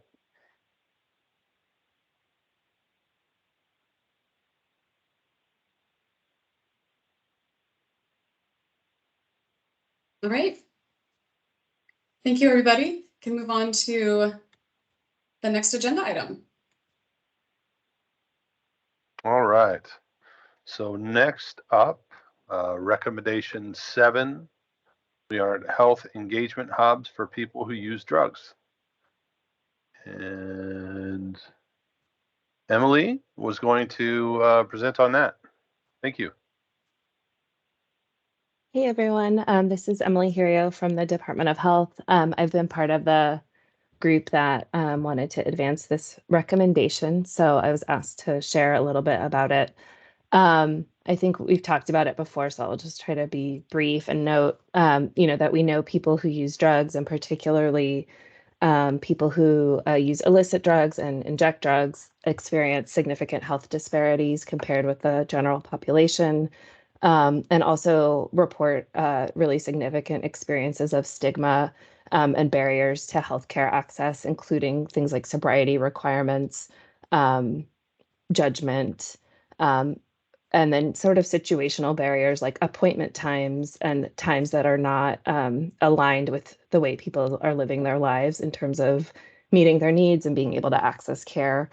And that there's also a real lack of access to care in many parts of the state where there's not locations to even refer people for things like primary care, for behavioral health care, for buprenorphine, and for other types of sexual and reproductive health care. And so we know low barrier harm reduction programs, syringe service programs, and the like are really the kinds of venues that can meet people where they are and provide services in a way that can be more accessible. And so based on sort of that reality, we also know people end up using the emergency department a lot, waiting till health conditions become acute rather than accessing preventive services. So given that reality, given that we know we have good examples from things like Meds First and SOAR case management, that really like a combination of healthcare and mental health services are really essential, and that care navigation is important. And that having providers who work in a harm reduction oriented way is important. And that people using syringe service programs report wanting access to healthcare, report wanting mental health services, and report wanting things like hepatitis C treatment. That creating sort of one-stop shops for folks could be a really important way to provide services, and also important referral venue in parts of the state where there isn't. That's something that's come up with Recovery Navigator program, is there's often not places to refer people to. So really building a place where people can be referred to that they want to go, and where they'll receive services in a client-centered, non-judgmental way. That is the spirit of this recommendation, which is really to create these health hubs with comprehensive physical, behavioral, medical, sexual, reproductive health services, as well as community outreach workers and peers who can provide engagement, coaching, link people to health and other health and social services as needed. It's hard to say exactly how many are needed, but we think there really could be a benefit to having one wherever there's a syringe service program. So there's about 31 plus of those, as well as parts of the state where there's really few referral access points. So this really at scale could be something like 40 hubs. I think, though, it's something that could be scaled sort of in accordance with what resources are available, and even starting with a couple to show their efficacy would not be a bad thing. So that's the spirit of it. I'm happy to answer questions. I think, one thought is how this is implemented in reality could be varied across the state based on local needs, and that these even in some places could be mobile-based clinics, depending on the geography and the local needs. So that's sort of my quick synopsis, and happy to answer any questions.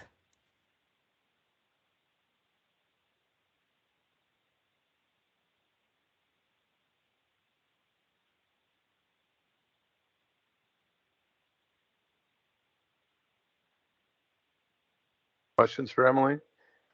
Michael?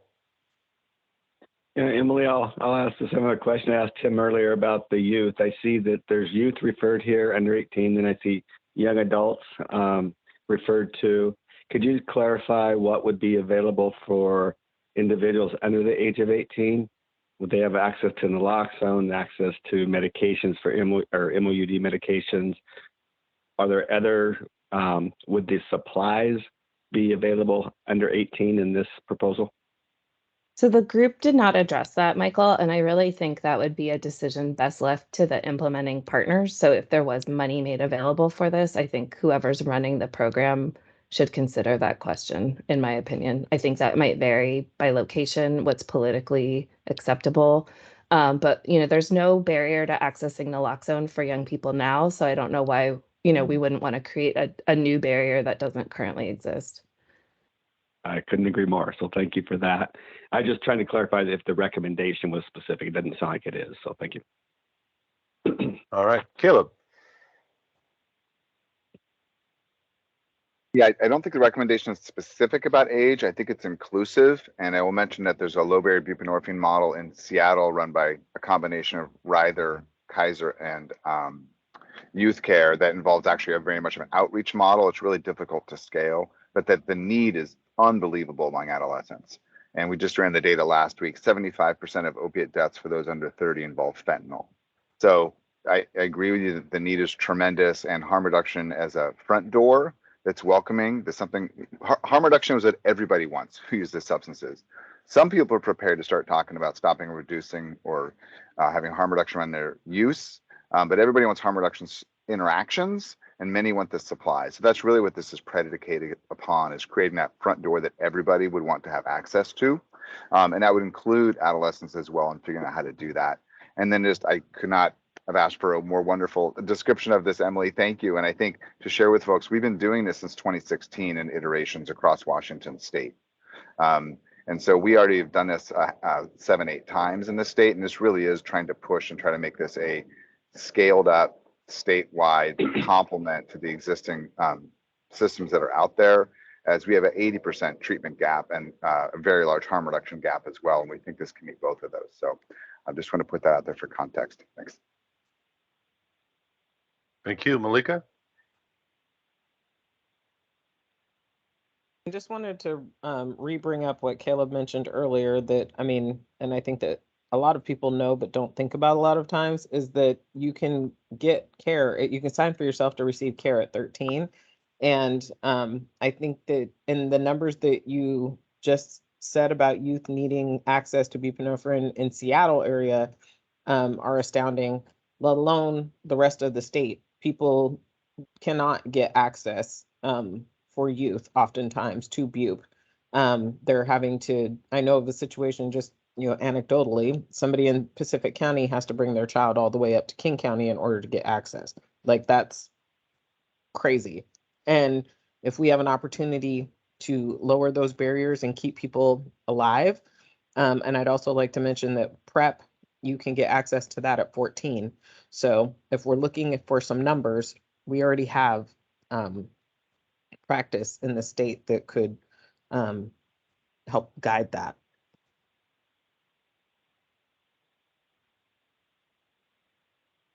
All right, thank you. Any other questions, comments, concerns?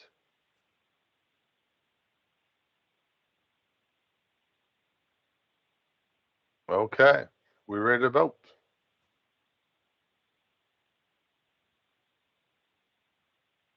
Right.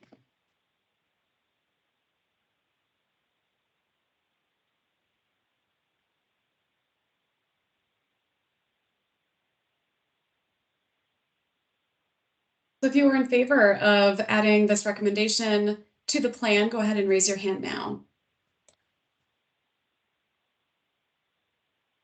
Right. Give it a second here.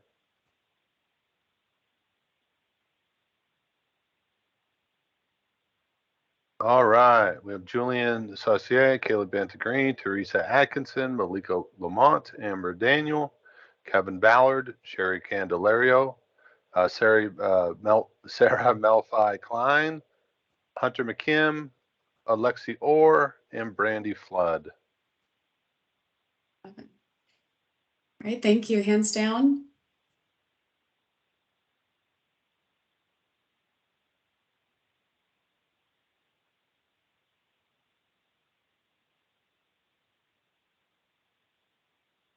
Oh, one more. Right. And if you oppose including this in the plan, please raise your hand now.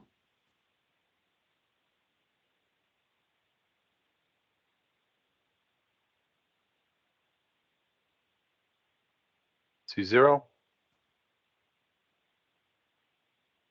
If you would like to defer this recommendation and continue the conversation, raise your hand now.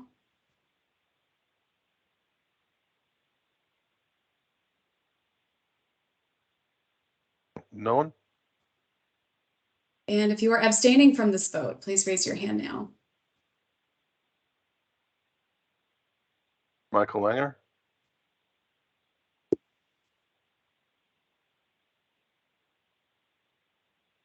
All right. So that one made it. Thank you, everybody.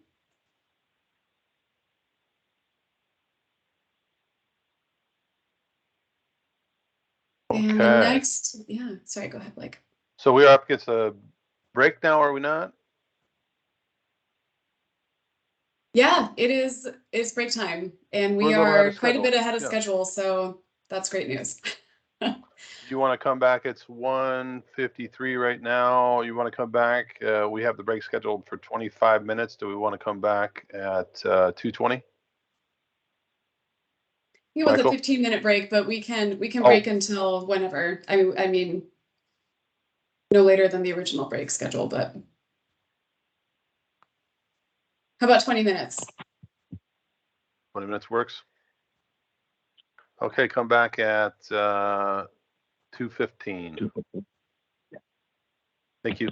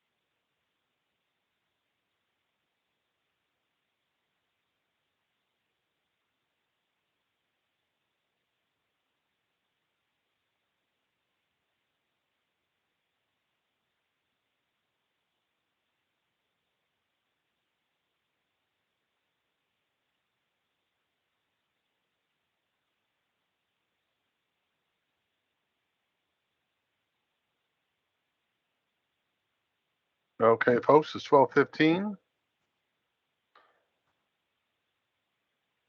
Let's come back to it.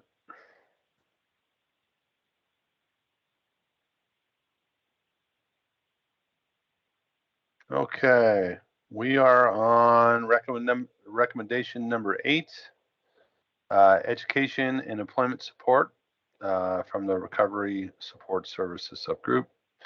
And Sherry and Alex, Yep. ready to go? All right. I'll Hi. pull it up. Thank you. Yeah. Okay, just making sure individuals can see that. We got you.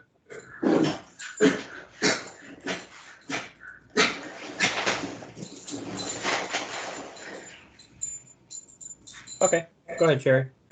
So we are trying to remove barriers to education.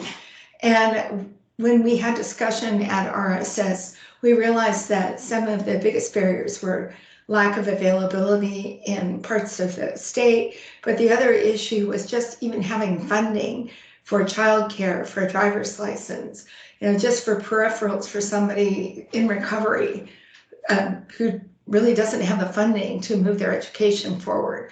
So this initiative was dual. It was to expand the opportunity for education resources throughout the state, and we would be partnering with existing organizations like the peer organizations, LEAD, any recovery support group. And we were looking at individual grants for people. So a simple one page to make it as low barrier as possible. Somebody wants to go to Flagler School, but they need transportation. Can we provide that grant money for that person so that they can move forward with their work career? Alex, do you have any other comments? Yeah, just some of the programs that we were looking, at that were provided by community members during this conversation were like Stonebridge Reentry, that provides various services for those experiencing poverty, homelessness, incarceration, etc. Build, Brothers United in Leadership Development was another one. And then just making sure that we are, bridging all gaps and, being as inclusive as we can. Also, programs are also needed that are directed for youth, and community passageways as a Seattle built program. That is kind of one of those avenues that this kind of grant program would partner with or mirror to. And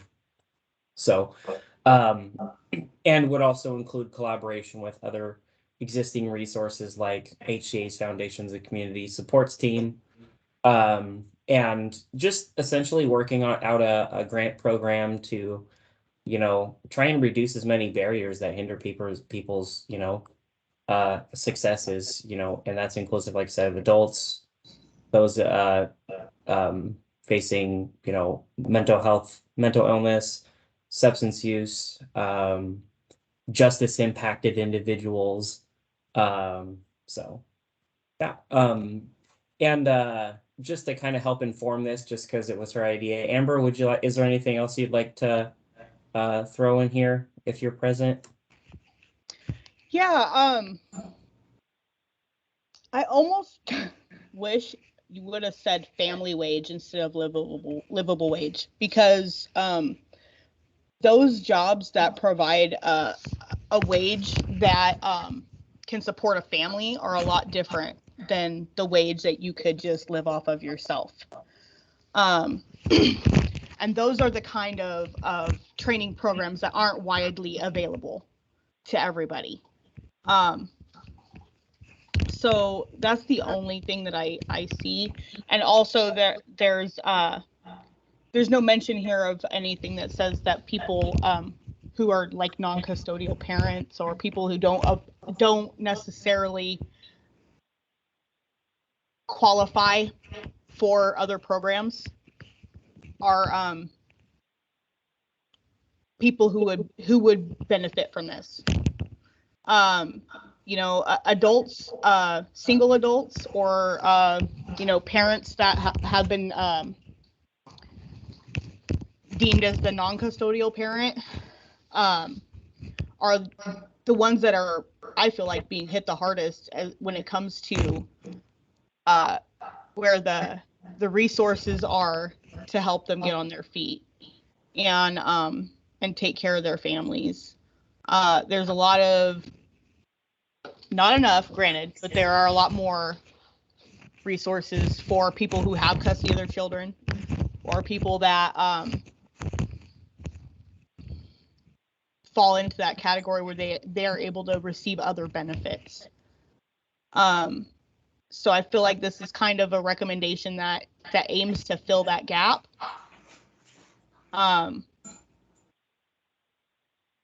If that makes sense. It's the spirit of it, I think. I know during the discussions we had in committee, we talked about guiding people towards some of the programs like Unloop that trains in computer skills, which leads to higher paying jobs, or the women's prison has the track program where women are coming out in the trades. Again, those are higher paying jobs. And I think one of the discussions we had is we really don't have all of the various programs consolidated in one place. And so if we could even broaden this with collective knowledge to have a lot more tools available for people to choose from.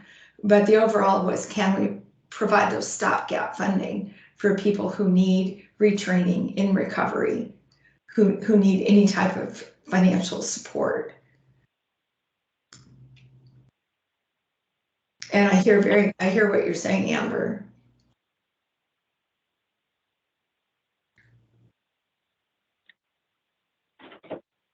I guess if there's any questions or comments, we would love to hear it.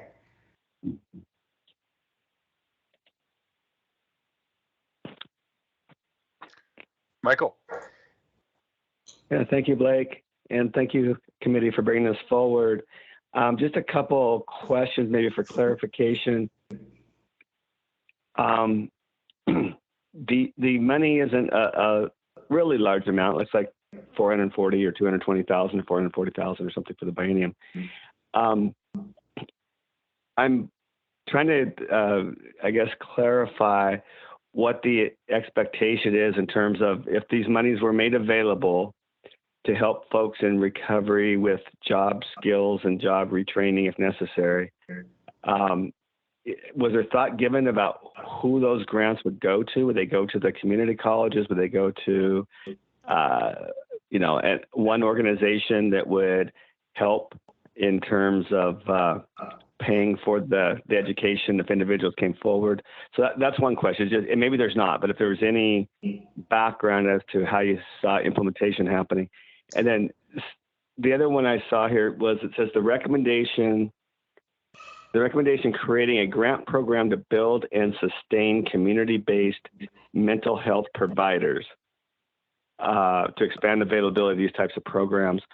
I guess I'm wondering there, was the intent to limit it to mental health, or was it to be SUD, or is it to be both and just call it behavioral health? But if we can clarify, is it training for people to work in the agencies or training for the individuals who are being served by the agency? So just any more detail along those lines, I think, would be helpful. So what we were looking for, Michael, was to give it to the individuals. And we felt like the behavioral health providers might be appropriate to provide those grants. Another opportunity for those grants might be the community corrections officers who are working with the DOSA people. But it was really meant for somebody to say, I need this funding and to move forward with this work program. And kind of fill in the gaps to help them move forward. Alex, so it could pay for their training. It could, if it's a behavioral health agency that has monies available to help individuals that are being served, it could be to train them to be peers or counselors or other folks to work in their agencies or to do other jobs of their interest, as I'm understanding it. Correct. The latter. But the dollars flow from the agencies. Okay, thank you. All right, Brianna. Sorry, I just wanted to add a clarifying point, that it was a little bit more than just individual funding. It was also funding for community-based programs to expand into other areas, like the Brothers United in Leadership Development and Community Passageways. Those are established programs. And there's other smaller programs that are specifically for BIPOC and marginalized communities that we would like to be able to provide funding for, to be able to expand their current programs that have these options for job placement and job training, to be able to expand into other regions across Washington. And we wanted to do that with a simple one-page, low barrier grant application for them to apply for.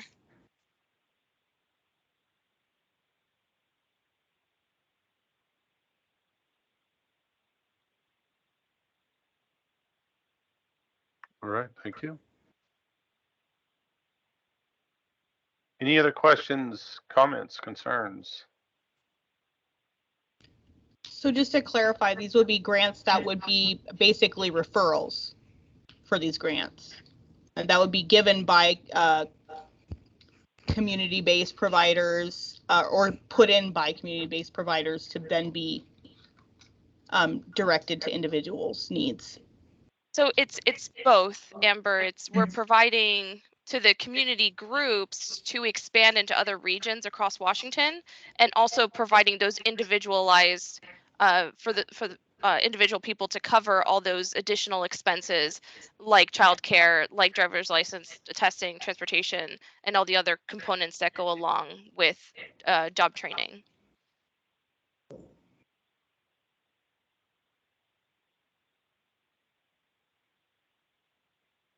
Thank you.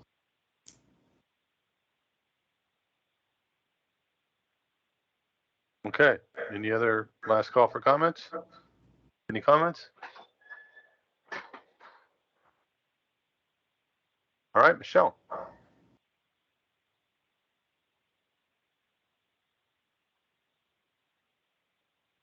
Oh, you're muted. Thank you, Alex. As I'm pulling up that Excel sheet, go ahead and raise your hand now if you support this recommendation.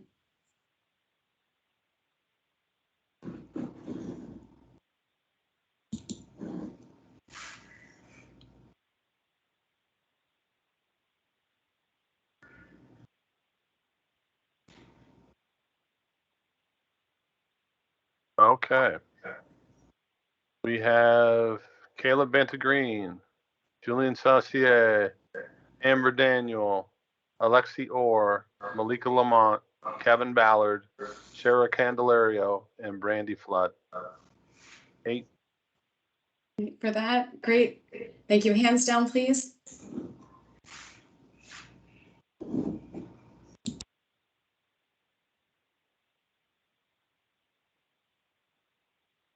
All right, and if you are opposed to this recommendation being included in the plan, please go ahead and raise your hand.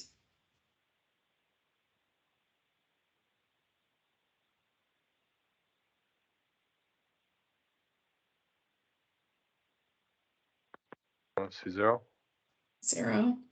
If you would like to defer this recommendation, please raise your hand. All right. Theresa Atkinson.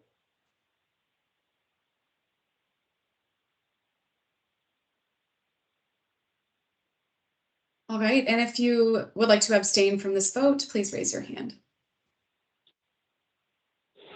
Michael Langer.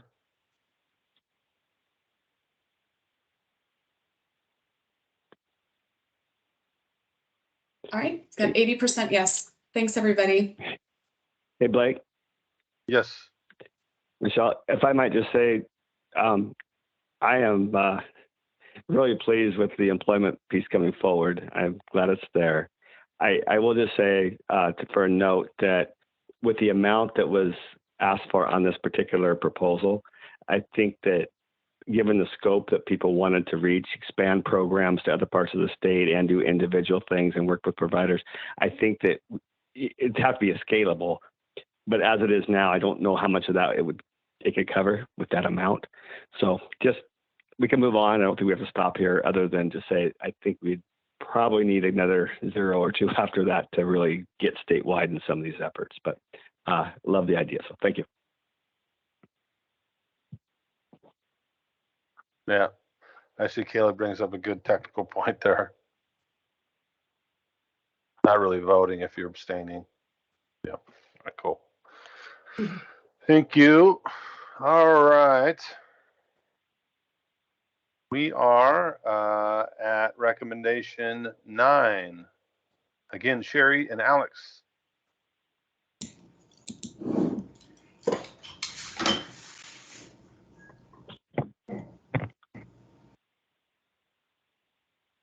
Can you see that okay, Sherry? I can. What we wanted to do in the Recovery Support Services Committee was expand upon existing programs and provide input, and if you come down a little bit, for additional services. For example, who do we call if somebody's in crisis outside of the hospital? Can we have numbers where people can, find support, kind of like a helpline, a safe harbor that would be widely known. And if we can pull it up a little bit more, Alex. Some of the things that we were talking about is even having a tool where people could get information about infectious disease, particularly hepatitis C, which is often seen with needle use. And we really wanted to just expand a community helpline and kind of make a locator. We do recognize that it would be challenging to keep this current, but even though we had that discussion, we realized too there was so much that was missing. For example, could a youth call to get support for another youth who may be having an overdose and avoiding, the police or a hospital? Can we find out where there's naltrexone or naloxone available? And as a group talked about how can we expand existing services, we realized we needed to get something really in the hands of the individual who may not be acquainted with a healthcare provider, or somebody who may still be on the street. Is there a way that we could really expand recovery services with a cell phone? Alex, do you have any comments?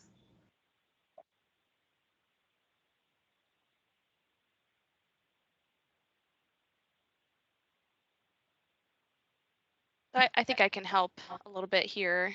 While we were talking about some of the other recommendations in the RSS, it came up that there is no one space where someone can go to find all the resources that we have for the continuum in any given area.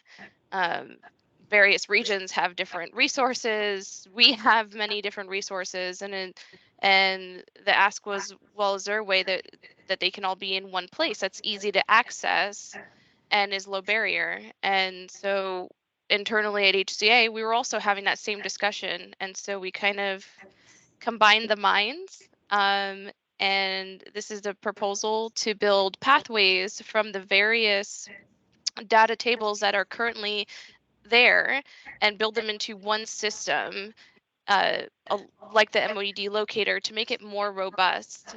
Currently, the Roadmap to Recovery has the Recovery Readiness Asset Tool that got part of the way, and so we want to just be able to build upon the existing systems to build one robust system with all the resources that are provided across the state.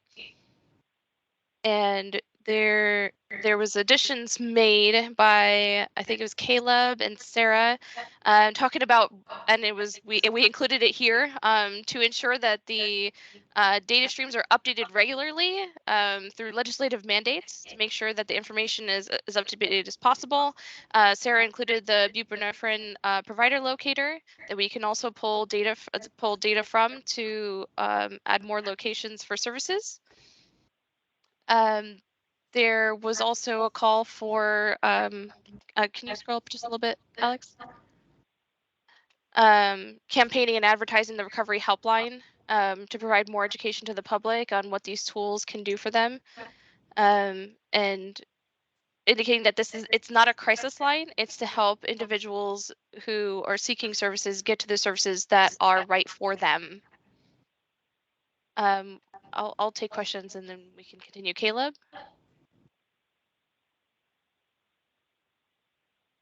Sure. And for context, I was involved with King County Recovery Helpline in building the original MLUD locator many years ago. And just to share with you, it is ironic. It's because the SAMHSA locator is garbage. So just be clear, like the SAMHSA locator is of no value whatsoever. So and it matters because it's a very manual, very iterative process to populate these data systems. So it's even if you could just laundry list all of the organizations, is the intent of this to actually talk about where there is currently capacity? So the capacity portion is work that's being completed with the 1477 work. They have the bed tracker and capacity. We are working together to build that out, but it's just not there yet. But we would connect that service to this as well to be able to provide that, because they are going to be collecting not just behavioral, not just mental health, but they're going to also be collecting SUD, inpatient, residential capacities as well that we'll be able to incorporate in this data table. Yeah, I'm personally not too worried about SUD inpatient capacity. That seems like that is a knowable universe of things. I think the challenge with this, which I love the idea, by the way, is that it's almost an unknown universe. And that's the challenge of it. There's so many different types of entities providing so many types of services in different settings. How would you map that? And then the ability to document it and then keep it up to date on a weekly or monthly basis. We had actually thought about trying to do that where they would actually provide, and I think I gave this feedback to you all, where they would provide those data to us actively, as opposed to us passively having to try to go get it or hope that callers call and complain about it not being available. So I guess I'm just still not clear. Like, I'm all about the intent. It's just the operations of this is that multi-tens of $1 million a year, in my opinion, to keep something like this current and relevant. And it just not, I don't, where did you land on that in terms of the actual functionality? So it all comes down to the infrastructure. What is the basis of how this program is built?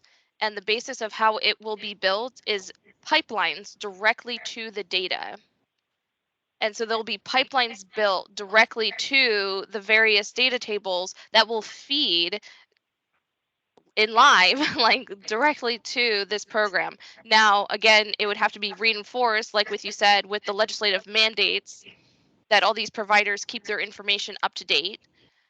But we will have direct pipelines that will be live, so they will be able to, like, if there's a change in the DOH licensure data, it would be updated automatically onto the system by creating those pipelines.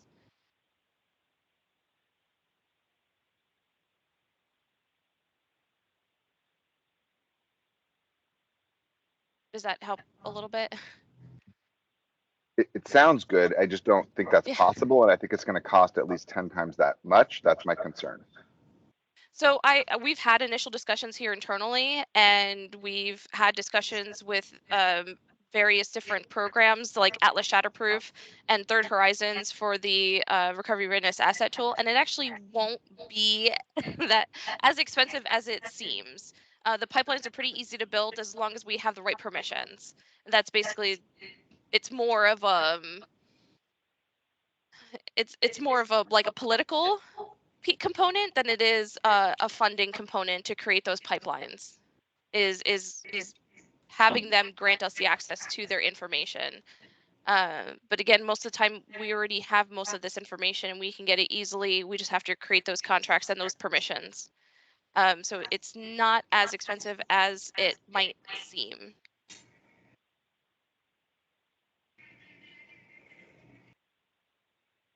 All right, thanks, Caleb. Amber?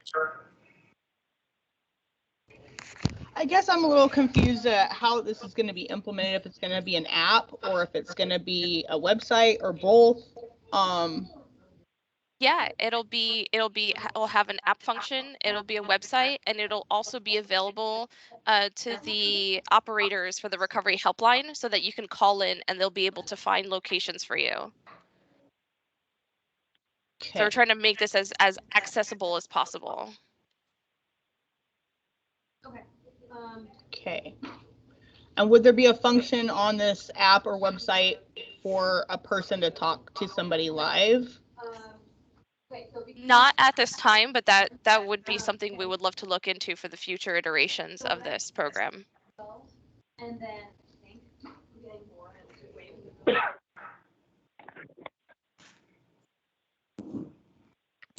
All right, thanks, Amber. And Kevin? Okay.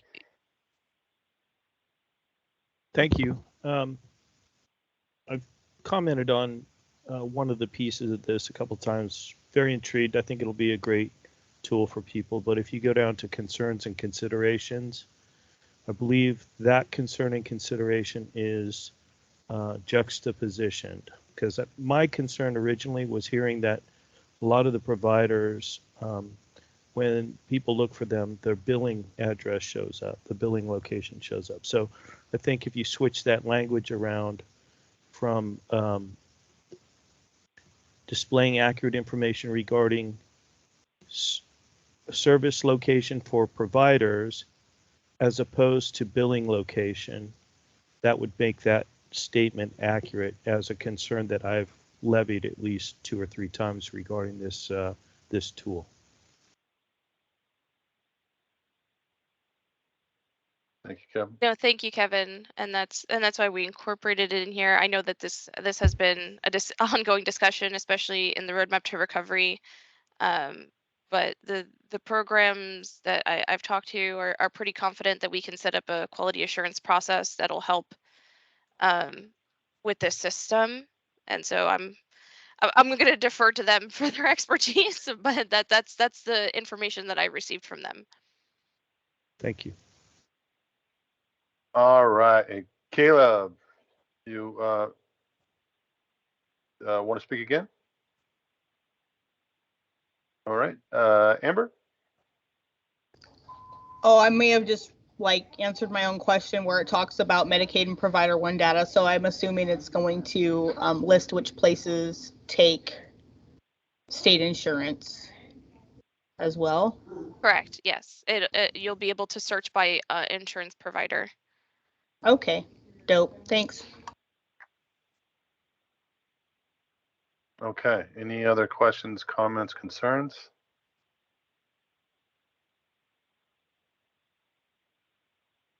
Folks have enough information?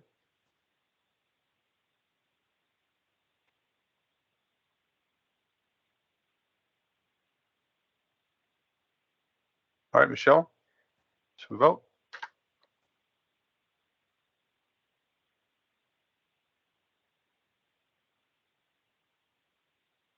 All right, all of those in favor of adding this recommendation to the plan, please raise your hand now.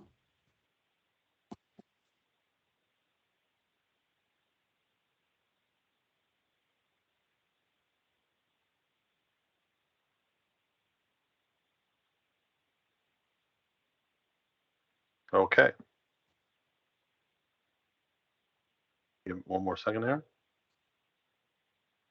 All right, I have Julian Saucier, Kevin Ballard, Sherry Candelario, Lexi Orr, and Amber Daniel. Thank you. So hands down, yeah. All those opposed to adding this recommendation to the plan, please raise your hand now.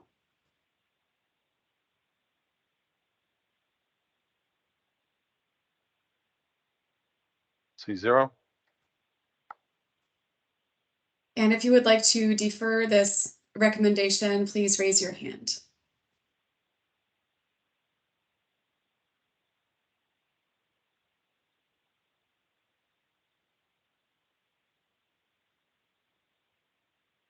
See just 1, Theresa Atkinson. All right, and anyone abstaining from this vote, please raise your hand. Sorry, this is Monica. I joined late, so I guess technically I'll be abstaining because I wasn't able to hear. So sorry. But there's still time to count your vote, I think, in one of the other categories. So sorry, but first, Hunter, Brandy, and Malika, you are all abstaining. Is that right? Yes. And Michael. Okay. And I think that, was that Senator Dingra? Would abstain as well. Yeah. Oh, abstaining. Okay. So 5, yeah. Or I don't know if you just don't count me because I wasn't here for the full presentation.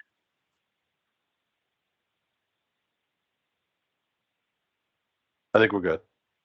Okay. So, Blake, I think we're at a place where this might be a point for a little bit of conversation. Sure. When we were having 1 or 2 people abstain, I think we were counting the percentages based on the votes, either yay or nay. Is that right? So in this case, we would have only 6 votes count. And so it'd meet the 60% because 5 of the 6 were affirmative. Is that what we're doing? Or because so many abstained, are we saying we don't meet the 60%? I just want to make sure we're consistent. Right. Well, abstaining means not voting, right? So, Okay. so what should have been the case before, it wasn't an issue, not nearly, I mean, you were the only one abstaining until now, so Yeah. it wouldn't have affected the results, thankfully. Okay. But yeah, all the formulas from here on out have been changed so that only those actively voting are counted as votes. And then the abstain is just, it's for the record keeping, not for vote tallying, if that makes sense. Okay. All right. Thank So you. 83, you can almost, yeah, we can almost delete that. Doesn't really matter. Malika? But 5 people out of 13 is not 83%. Right. Yeah, sorry. Yeah, there we go. Yeah, there we go. Just, yeah. We don't need to tally a percent for abstain. Right.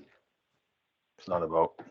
But, well, I mean, that means that the percent for yes is not correct either. No, those all go back to the total, and the total is now just from the yes, no, defer. Sorry, the only thing I needed to update was the abstain part, and I changed this part. I didn't change that part, so we'll ignore the percent.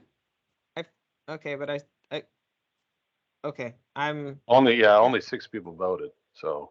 I understand that, but I would just defer back to Caleb. You're the teacher. Help us statistics. Anyway. Well, it's not that, it's the voting, I guess, I apologize, it's still not clear, is we have a super majority. I assume there's some sort of quorum, which I don't know if that's a simple majority. So is the first level that you need a simple majority of members of SURSA present to even proceed to a vote? And is that 20 people? So we would need 11 or we'd need 10? I don't know what that is. So there's that question. And then of that, is it then the super majority of those? Do you have enough votes? That's my point. You know, do you have enough votes if you have essentially only 5 out of, I don't know if we have 11 or 13 people present voting? And I simply didn't vote because I'm still trying to get my head around whether this is plausible, and I still don't understand that. So I'm just sharing it, which is a separate issue. But so it just seems like how many people, how many SURSAC members are here today, and how many of them voted, and is that 6% supermajority both the vote, but also we need to have a need a minimum number of people who choose to vote?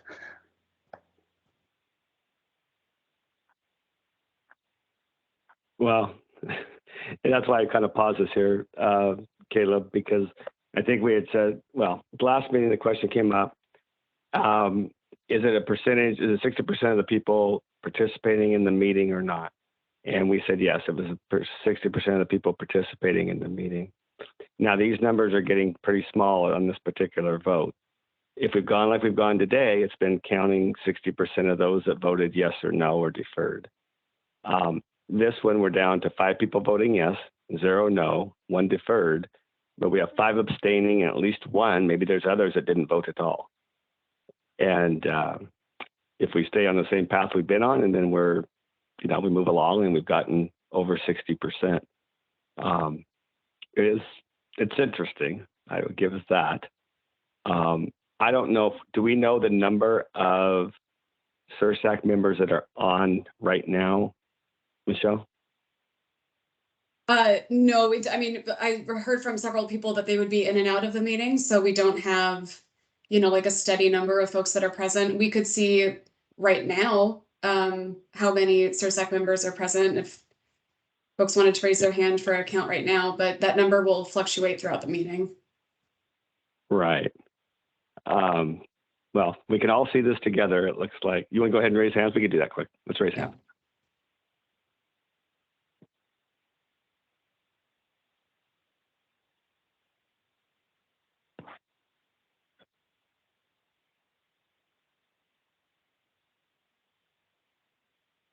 So 10.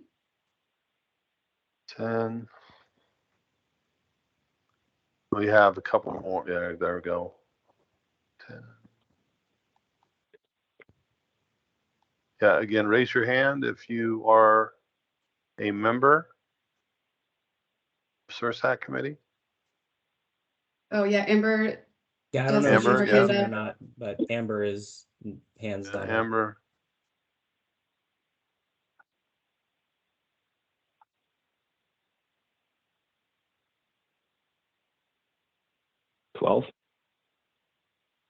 Yeah, we had 13 for a couple of votes. Yeah, but currently it looks like 12. Okay. So we have 12 members, and of the 12, 5 have said yes.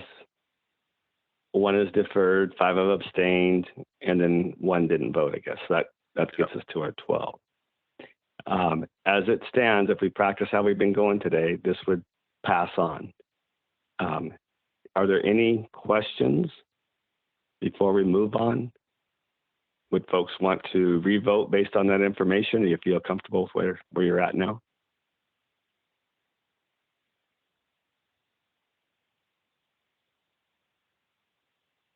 Should I just go ahead and speak? Please, thank you. Okay. Sorry. So 5 out of 12 wouldn't be a majority, right? Like, is that not how we've been voting? Today, everything's been really clearly like everybody pretty much except for Michael who's abstaining. Almost everything we voted on today has been like everybody saying yes. And then this one, it's 5 out of 12. I don't know why that would move forward. Yeah, right. Which is actually a reason to count the abstain, because that helps us know how many members are present. And we wanted 60% of those present, correct? Not just those voting. I guess that's another point of clarification, which again, fortunately didn't apply to any of the other ones, but it's good we're figuring that out now for this one.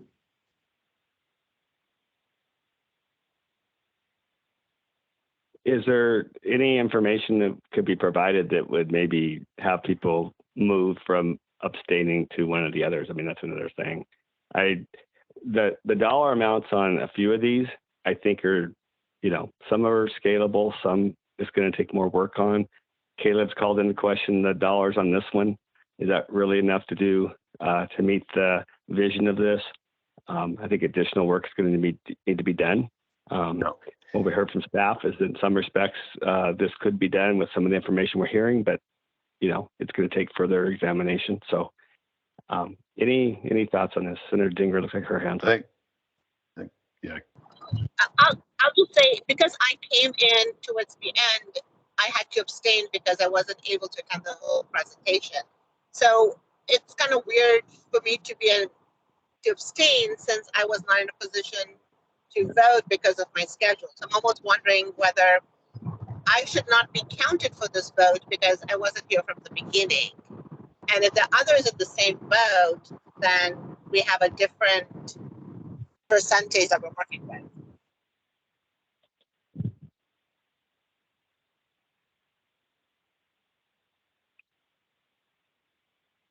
So we could take that vote off. It's still odd though. Caleb, did you have something you want to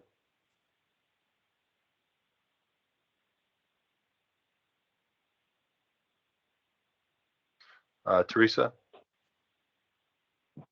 Yep, I mean, for me, just based on everything I heard, it sounded like there's just a lot more, not that I wouldn't want to see this happen, but that there's a lot of work still that needs to happen before we can present a solid plan. And I thought that's why that's where deferred votes go, right? Yeah. Right. Okay. Just want to double check. And Julian? Yeah, that I kind of agree there. Like, I think if you don't think you have enough information, it'd be defer. But if you abstain, means you don't want to vote because you you don't feel informed enough, or you whatever reason you don't want to vote, or you can't vote because of you're compromised, or you have some a stake in it. Would be abstaining would be where your vote wouldn't count. The defer would be I still need more information. I want to see more later, or something like that. That's how we had intended it. Yes. Right. Blake, maybe call for the vote one more time. Make sure that we're solid and where people are at. Right. No arm twisting here. Just vote your conscience, obviously. Yeah. And if it stays the same, yeah. If you want to abstain, that's fine. The reason why you're abstaining, Michael, is why? Just so for context. Yeah, I have been throughout the year as the chair. Just don't want to make it state agency driven or being viewed as not being impartial. So I'll ask questions. I'll try to seek clarification, things of that nature. But I've abstained from voting. Right, thank you. So if you don't mind, let's go ahead and vote again. Again, the yes is yes. I'm fine with it as is. No is I can't get behind this. Defer is I really just need more information. Abstain is I'm not voting. And so do I have that right, Michelle? Yeah, that is right. I just, if we could get, and not just for this one, but for all of the votes moving forward, are we aiming for 60% of the people voting or 60% of the members present of those voting? I mean, that would be easier to tally up for sure with the formula that's already been made. But I just wanted to be clear that that's what we're doing is 60% supermajority of those that are voting. So abstain not being included in the total votes. Because technically you're abstaining from voting, right? Yeah. Okay. There's differences. You would think that the intent would be 60% of members present, but if there's a lot of abstaining, yeah.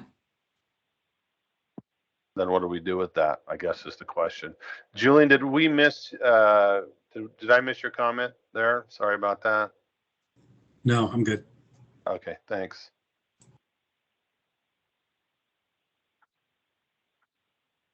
Good question from Meta. There, we have been using the system where what Michelle had explained.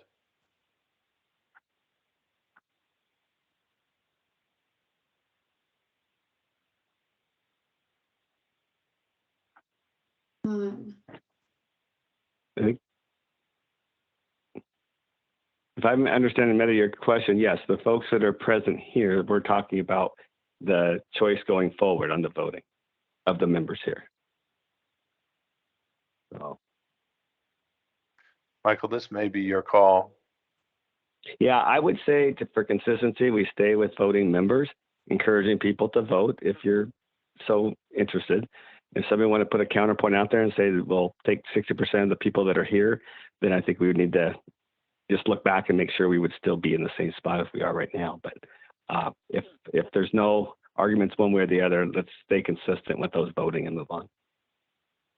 So an abstain is not a vote. Correct. All right, Kevin. Yeah, just two things. I'm just reviewing kind of Roberts and some people that I really have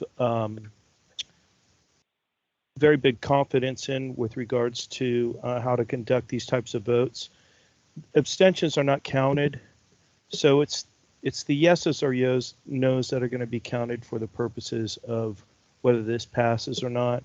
And also, within our organization, do we have anything written as to how an abstention is to be treated? Because in some organizations, abstentions are treated as a yes, and in some they're treated as a no. And I don't know if that has been addressed in the construct of this organization. I don't believe we got to that level of detail when we set this up.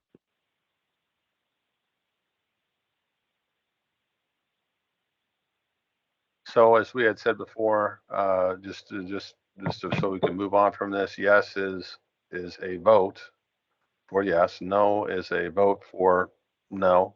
I don't want to see this in the recommendation. Defer is yes, maybe, but it needs more work, right? It's there's the information that's missing, or I'm not clear on something, and I'm not voting on it. Abstain in this case is not a vote. Is that accurate, Michael? Okay. Yes. Yeah. All right. Thank you, Michelle. You want to go? Let's go ahead and call for another vote. Yeah, yes, we'll do this one again. If you are in favor of this recommendation, expanding the Washington Recovery Helpline and the Recovery Readiness Asset Tool, please raise your hand now.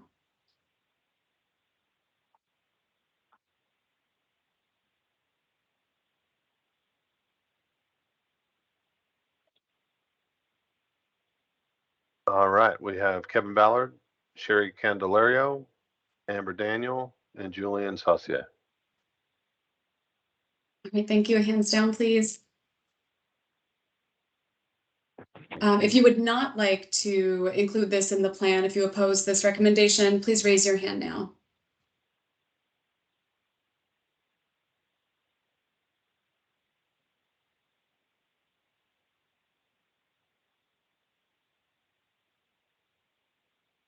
Zero. And if you would like to defer this recommendation, this conversation, keep talking about it before voting again, please raise your hand now. All right. Makes a lot more sense. Thank you. Hunter McKim, Malika Lamont, Caleb Bantagreen, and Theresa Atkinson. Alexi also. Oh, and Alexi. Sorry, Alexi Orr. Just saw that pop up. Sorry.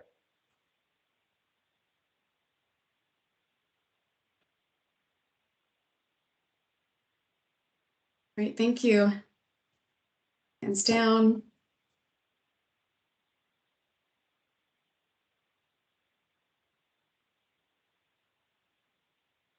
Abstain.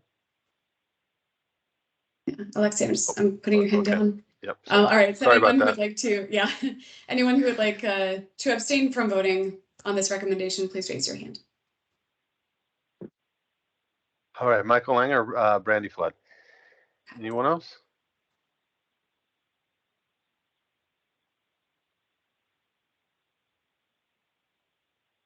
Senator Dingra. Senator Dingra.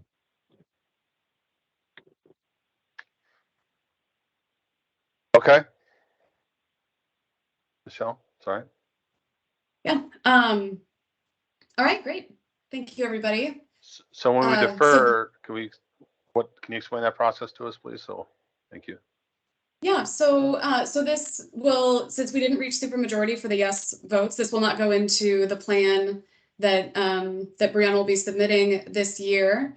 But this will still become part of the conversation along with any other recommendations that are processed for the future. So we'll be in more communication about what that process will look like, but it's remaining part of the conversation.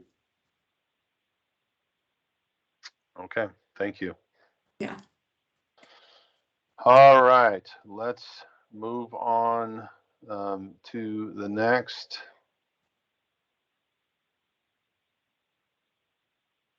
Yeah.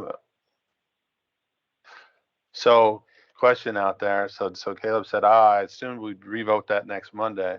Is there time to get some more language behind that so it makes more sense, or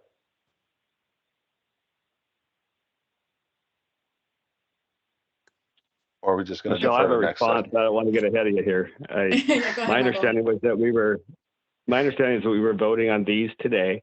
They were sent out for folks to look over and give some input in terms of questions they wanted to have answered before we voted today. We have a whole other set to vote on the 2nd or 3rd.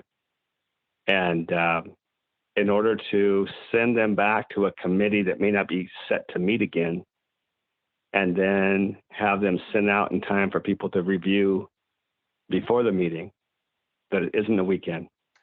I don't think it's possible to do that. Now, if there was one clarifying question and we wanted to get that, and the committee overall wanted to look at that, and we had time at the end or something, not trying to shut something out, but just process why. That's why we added the 5 hours today, is to try to get as many voted on today, vote on the remaining on the 3rd, and then that's what's going to go in the plan. So, Michelle, if there's something I missed there, let me know. But the subcommittees are not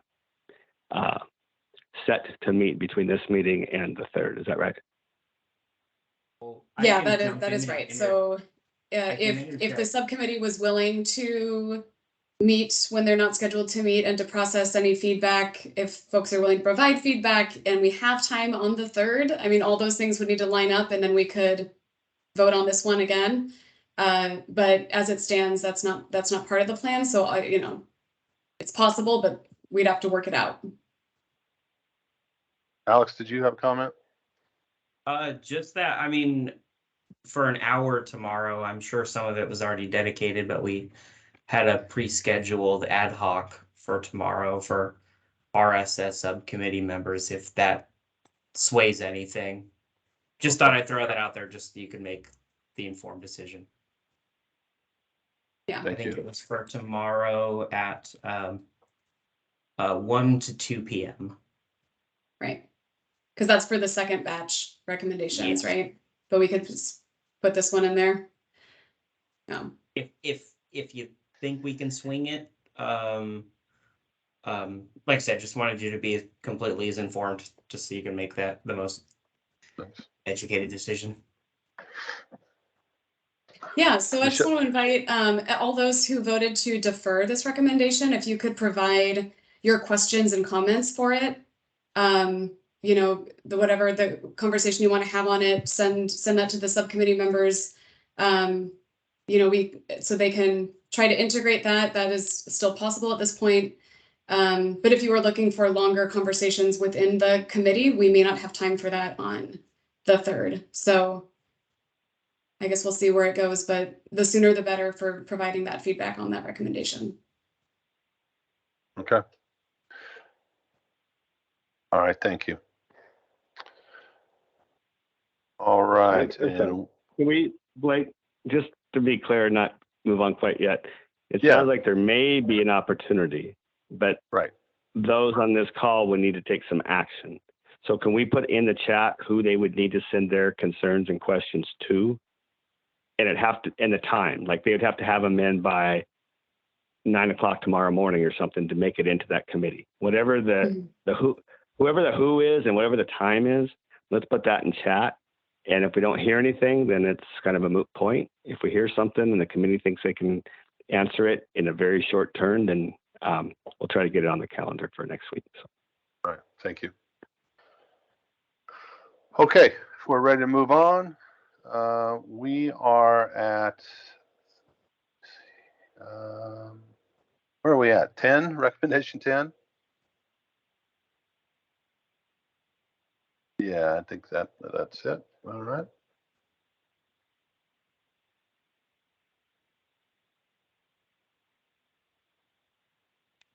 I'll just go ahead and jump in. Thank you. Yeah. So I have it on the screen for those of you who can see the screen, and I'm sure many of you have reviewed this, so we'll just do a quick review of this. This recommendation from the Outreach, Engagement, and Diversion Subcommittee is to continue and further and increase investments in evidence-based diversion programs. What this recommendation does is two things. The first thing is a formal ask to fund RCW 1031-110, which is a broad diversion requirement that was put into law, I believe, a year or two ago.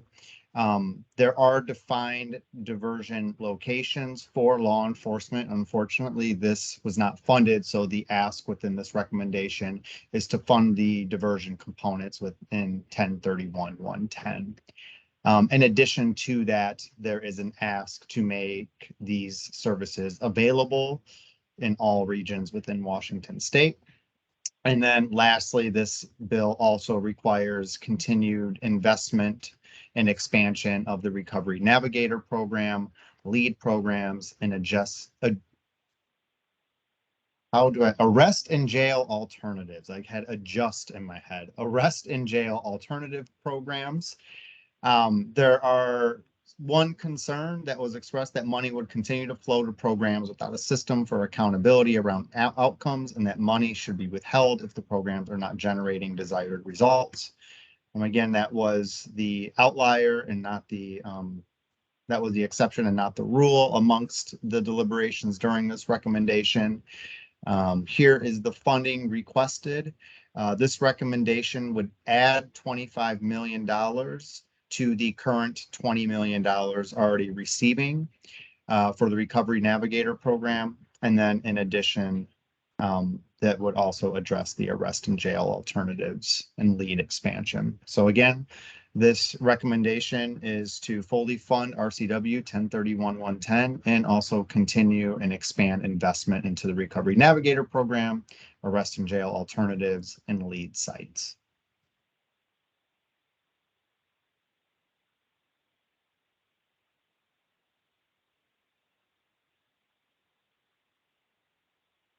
All right, questions?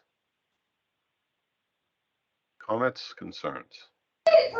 I just wanted to say that what if we stop providing funding to corrections because we weren't getting the desired results? Just wanted to throw that.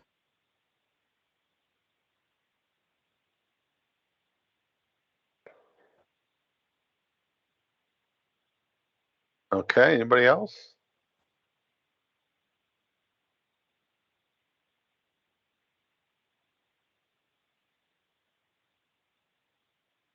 So Blake, I'm sorry, I didn't put my hand up. Somebody's ahead of me. Please call on them first.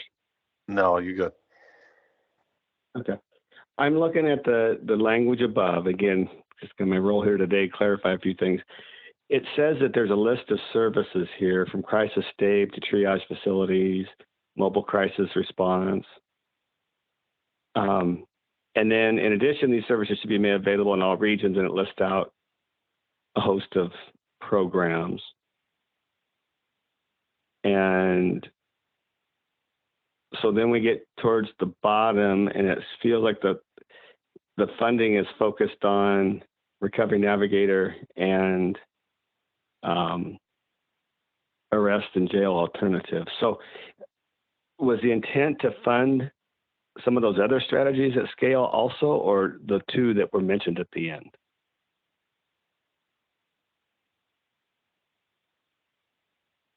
So that's a good question, Michael. I'm rereading it as well. So there was not an explicit funding request for the funding of 1031-110. It just is proposing that state, regions, and counties provide proportionate and adequate funding as supplied within the criminal legal system. So the request to fund 1031-110 was more broad and was in relation to what current investments are occurring in the criminal legal system, and that they should shift to fund 1031-110. But there wasn't specificity provided on funding levels, conversely, as there was for the AJA and RNP and LEAD programs. Okay, so thank you, Tim. So it looks like we have two specific programs that we want additional funding for, and then sort of an asterisk next to, and to move funding from one system to another system to do that. Okay, thank you. Deontay, I saw your hand. You good? Yeah, I'm good. Yeah, I'm fine. Sure. Yeah. Okay. Yeah. All right. Any other questions, comments, concerns from anybody?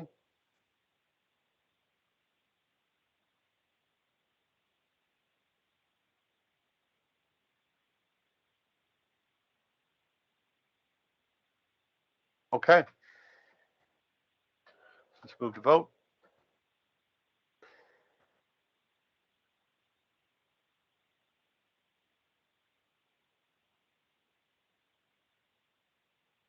All right.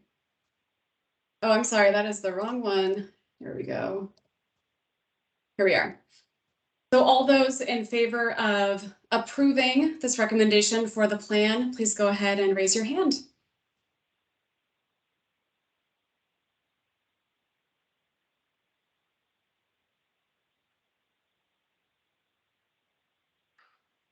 Okay.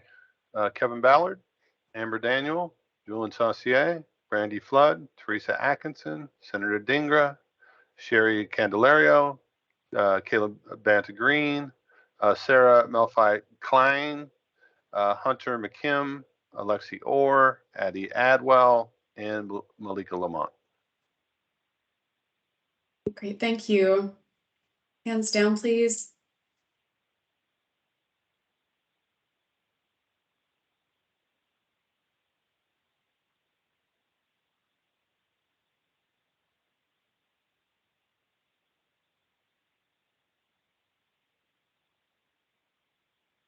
All right, Malika, I'm just going to lower your hand. All right. And all those opposed to including this recommendation in the plan, please put your hand up now.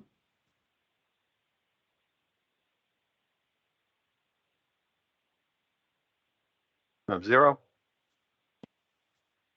And all those who wish to defer this this recommendation, please raise your hand now.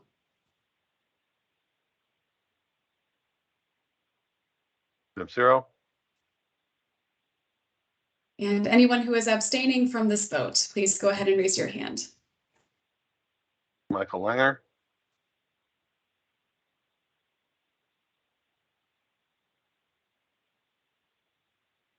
Okay, thank you. Right. Moving on, if we're ready, moving on to recommendation number 11, initial SUD engagement and measurement. Everett was going to give the overview of that. Thank you.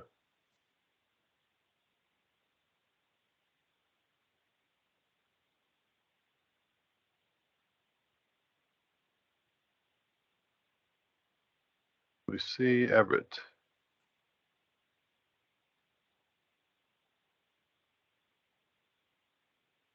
Michelle, do we have an alternative? I mean, I can be the alternative. Okay. But I think it's based on the schedule, and I'm guessing we're early. I don't know what the timing was for this. Oh, okay, okay. You want to? I'd prefer Everett presented it if you want to skip. I don't know where we are on our schedule. Yeah, he's at scheduled at 4, so we can if we're ready for 14, Adam. Safe supply. I see a note here. It says if no SURSAC feedback received by close of business 9/23. Yeah, and there wasn't. So Okay. so we're good to take a look at this one. Yeah. Okay. I don't know where I had a schedule. Okay, great. Thank you. Are you ready to go? We can give you a little time. Okay, thank you so much. Whenever you're ready. Could someone share the recommendation? Is that possible? Yeah, I'll go Thank ahead and you. pull it up. Yeah.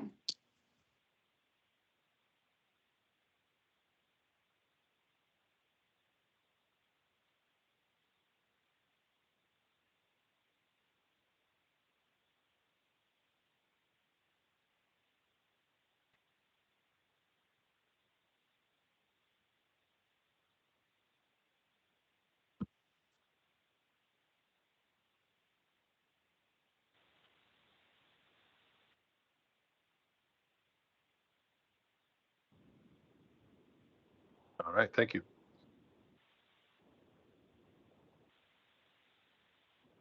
So thank you everyone for being here, and thank you for the SURSAC committee for entertaining this recommendation.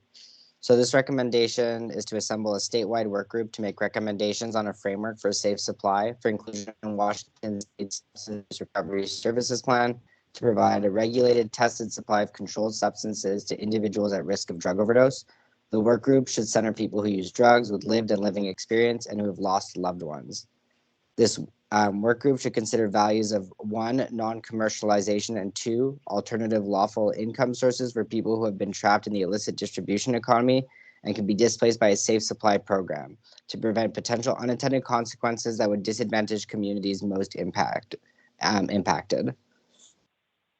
And so this just in general is just a working group to have discussions about what would be the best model of safe supply for Washington. It doesn't do anything about actually implementing safe supply in Washington. Do you mind scrolling down a bit, Michelle? So the SURSAC has expressed broad support to establish a system to provide safe supply services in Washington, but as I said, we're not sure about which models. And so this is just to explore this idea and the logistics around it. And a special working group would be formed to decide on the details for a model that fits the needs and concerns of Washington residents who will be directly impacted by the implementation of a statewide safe supply system, including people who use drugs as well as other community members. And then there's just information about like what safe supply is that was in the presentation, as well as the Q&A